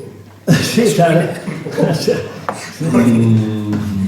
Yo creo que no, yo creo que estas discusiones en el campo de cuestiones del arte, pero también de la ciencia, pues muchas ya venían de antaño. Quiero decir que antes del ego trascendental, lo que sucede es que, claro, no sé quién lo contaba el otro día, no me acuerdo quién lo decía. Y pues claro, cuando estaba Bueno, pues el propio Bueno podía poner los puntos sobre las íes. Ahora, pues al no estar Bueno, pues obviamente se genera más polémica, pero tampoco hay que rasgarse las vestiduras. Quiero decir que esto ha pasado. Es una escolástica de Bueno, ¿no? Bueno, lo de escolástica, a mucha honra, ¿no? Sí. A mucha honra. Sí, quiero decir, mejor materialistas filosóficos que orterianos, ¿no? Claro, no, bueno, sí, es que la Iglesia Católica decía, bueno, siempre que es derecho romano y filosofía griega, o sea, y la teología sale de Aristóteles, o sea, quiere decir que bueno, que es cosa filosófica la teología. Ahora, de pasar de ella a Dios ya no. Pero luego también, sin perder de vista que muchas veces se nos acusa esto de que somos pues escoliastas, ¿no? de Bueno, pero se pierde de vista que la gente que formamos parte de la escuela no solamente a veces discutimos esto, los propios estomas del sistema, sino que también aplicamos el sistema pues a analizar la técnica, los valores, ciencias, obras literarias, el cine, tal. Entonces, quiero decir que ahí es donde a mi juicio está muchas veces la fuerza del sistema. Sí, por eso el problema es miras el ombligo y a ver qué tal, es el problema, porque dejas de atender a la realidad, al mundo, que esa es la cuestión, a todos estos rollos del mundo, que es lo que hay que aplicar a la filosofía. Entonces, en cuanto llevamos ya 2 años mirando el ombligo, a ver qué pasa aquí, ¿no? Bueno, Luis Carlos, muy interesante la exposición y el diálogo. Pues, A mí no me alabes, ¿eh? ahora te me toca. Nada, has hablado de tecnólogos y artistas como impostores y visionarios también, ¿no? Y yo venía a comentar lo que está pasando ahora, que está tan en boga, de la inteligencia artificial y la generación de obras de arte por estos algoritmos que son algoritmos estadísticos, no sé. Y yo creo que se está viendo mucho la fricción que hay, pues eso, entre los intelectuales, artistas, tecnólogos, etcétera, que unos se aniquilan a otros, ¿no? Y básicamente, pues en torno a lo de la dignidad del arte, pues está viendo también eso. Es decir, los artistas están empezando a saber como esto no lo está haciendo un humano, esto lo hace una máquina, no es lo mismo, porque no sé qué. Y los otros dicen, ya, pero es que mira el resultado. Claro, unos no entienden a lo mejor de arte y los otros están preocupados más bien por su trabajo, igualmente. Y se suele perder de vista el tema de las técnicas. Es decir, el hecho de que la imagen que sale ahí como resultado de ese algoritmo, pues son un mapa de píxeles o lo que sea, resultado de unas instrucciones ahí de un computador, pero no resultado a lo mejor de las pinceladas o de la acuarela o lo que sea, ¿no? Y no se suele nunca hablar sobre eso, porque las técnicas en este caso, los modelos que están saliendo ahora, metes una frase y te sale una imagen. Y eso, a escala del que usa el programa, esa es la técnica, el poner una frase. Y el saber que si pone determinadas frases le sale una imagen u otra, ¿no? Y entonces, no sé si lo que está pasando es como que se está fetichizando, ya digo de tu teoría del fetiche y tal, a los algoritmos, a las máquinas, como los nuevos artistas, ¿no? Algo así. Claro. O sea, parece que los tecnólogos están maravillados porque han creado ahí algo que parece que según ellos tiene resultados inconfundibles, o sea, que se pueden confundir con los de un artista, o con los de un artista mediocre dicen que a futuro ya no, y no sé a qué te parece esto. Y luego también comentar una cosa que recuerdo que decía, bueno, al hilo de la discusión que estáis teniendo, de que insistía mucho de que las ciencias no agotan su campo, es decir, que tienen unos referenciales previos con los que trabajan. Por ejemplo, ponía el ejemplo del sol y también pues en geometría las parcelas de agricultura, ¿no? Y si eso no podría tener que ver con la polémica esta de M. Bueno, lo de la inteligencia artificial, no, la inteligencia artificial es un fetiche. O sea, un fetiche, para bueno, un fetiche es una sustancia o un algo dentro de ti que tiene vida, una materia con vida. Entonces, es decir, el mundo se divide en personas, animales y cosas. Pues las cosas, cuando tienen, se les atribuye vida, pues eso, ¿no? Entonces, la inteligencia artificial yo la veo así, o sea, de Blade Runner y tal, pues esos son fetiches, son máquinas que parece que tienen vida, que tienen inteligencia, que son humanas o que son divinas o lo que sea. Eso, pero el tema de la inteligencia artificial es que la está tratando Carlos. Si te quiere contestar. Bueno, es que ahora en la Escuela de Filosofía de Oviedo, el 13 de marzo, hablaré de filosofía de la inteligencia artificial. Entonces estoy con estos temas del Dalí y de ChatGPT y tal. Y es verdad que es muy impresionante, pero en el caso, por ejemplo, de ChatGPT, que a mí es lo que más me interesa, porque es lo que ahora está más en boga, claro, la inteligencia está en los programadores y sobre todo está en los datos. Quiero decir, si no estuviera detrás Internet, con la cantidad de volúmenes de textos que hay allí, que es lo que le permite al algoritmo combinarlos, pues apague, vámonos. Quiero decirlo, no haría nada. Quiero decir, lo que es verdaderamente importante, o sea, que es como lo del toilero, ¿no? Que ponemos el guisante debajo del vaso, y cuando levantamos nos sorprendemos de que esté ahí, pero es que ya lo habíamos puesto nosotros. Quiero decir, lo que hace ChatGPT es, ante un texto que tú le das, él tiene codificados como vectores por palabras, busca los más similares y lo que va haciendo es una especie como de medias ponderadas estadísticas que te van sacando el texto, que es impresionante, no cabe duda, pero claro, en el sentido de esa combinación no es más que una combinación resultante de textos que ya estaban hechos por humanos. Por lo tanto, no. Y en el caso del DALL-E, el funcionamiento es algo parecido, pues donde uno usa textos, aquí lo que usamos son diferentes imágenes pixeladas, etiquetadas y tal. Y donde lo interesante aquí yo creo que es ver que el algoritmo o el programa en sí mismo no es nada. Quiero decir que precisa de los programadores, pero también de los usuarios. Y si ya metemos a esto, vemos que la inteligencia donde reside es en la institución. Que aquí lo que tenemos son instituciones y entonces lo de la inteligencia artificial, pues ya lo contaré, pero no es ni inteligencia ni es artificial. Si cuando uno dice inteligencia artificial quiere decirlo para separar como si nuestra inteligencia fuera natural, pero es que nuestra inteligencia tampoco es natural. ¿Y del otro los referenciales?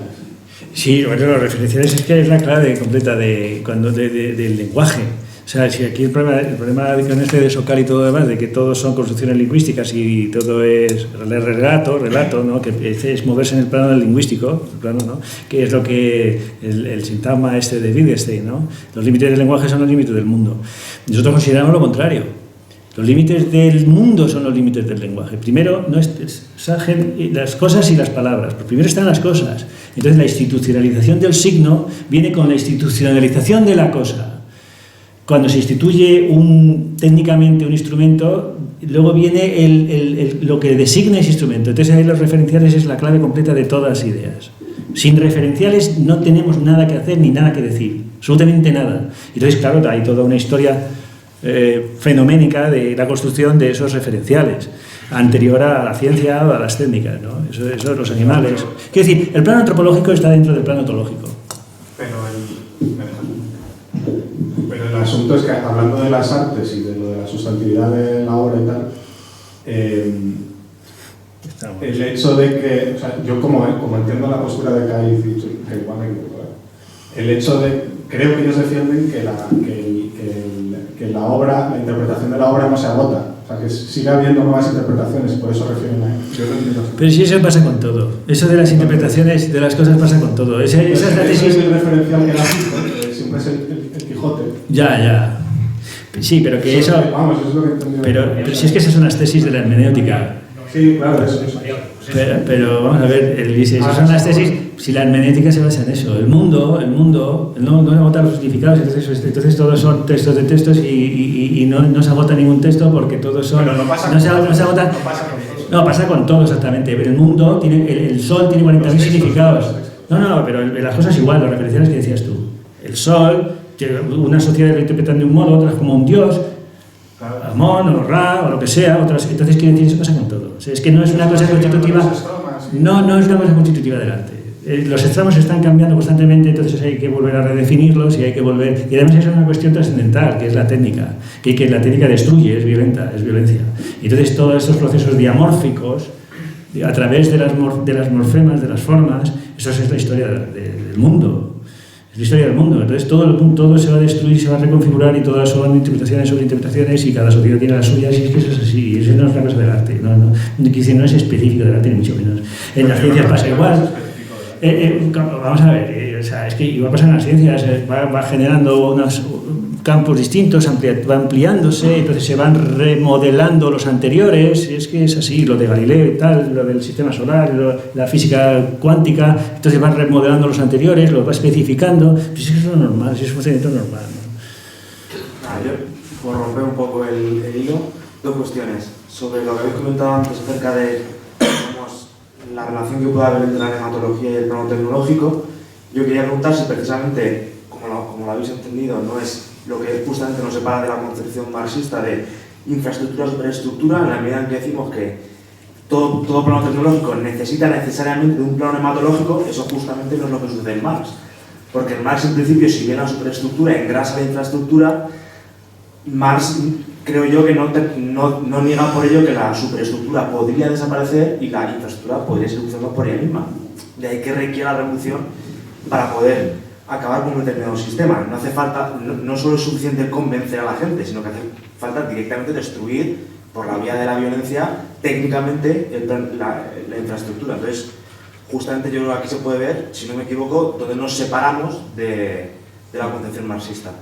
Y la segunda cuestión sobre esa confusión que ha comentado Luis Carlos antes, sobre esa confusión que hacen entre las totalidades atributivas y las totalidades distributivas, si bien no digo que no se dé y que haya que denunciarlo, yo creo que realmente la impostura, por llamarlo de alguna manera, podría estar no tanto ahí, sino en la operación que hacen después de esa confusión, que consiste justamente en, para salvar que pueda haber una totalidad atributiva, lo que hacen es sacarte a ti de esa totalidad y decir, tú no eres el demócrata, claro, o tú no eres tal. Entonces, es que si dejan a todo fuera, sí que pueden creer en esa ilusión de que hay una actualidad atributiva y entonces ahí les sigue funcionando el mito, pero sacándote a ti, tú no eres demócrata, o tú no eres el verdadero... O tú no eres feminista, o soy yo. Feminista y soy yo, claro. Entonces niegan la dialéctica y se habla del problema de la dialéctica entre las totalidades distributivas, que es realmente lo que se da, ¿no? La política realmente existe.